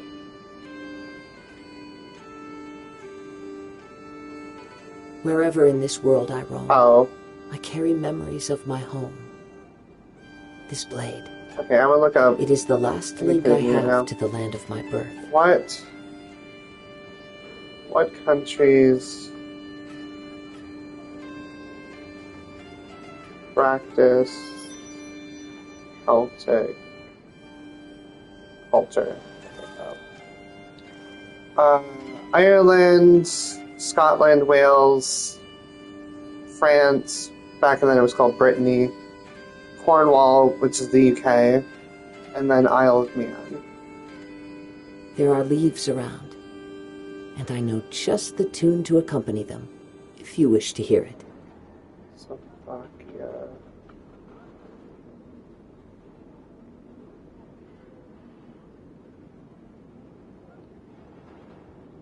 Yeah, I was right. I was not wrong. The Slovakians also practiced. I knew I was right. I'm not that dumb. I'm dumb, but not that dumb. There's a lot of European nations that believed in that Celtic way of thinking and thought process and magic and seers and stars and moons, all that stuff. That's why I'm kind of happy that we ended up in this storyline. Everyone was expecting us to end up in Shneznaya, and here we are, like, totally not doing that right now. Like, complete opposite. Follow the wind. There we go. Yeah, we're just gonna take this elevator up. Yeah, come on. I need the elevator. Come back down. Oh my god. It was back down. Shoot.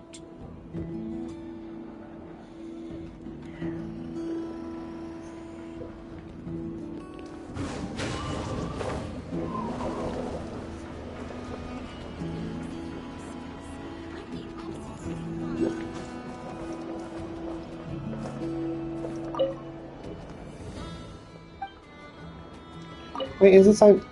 It is Lucas. He's awesome. I really want to pull for him. I can't leave Dragana here on her own.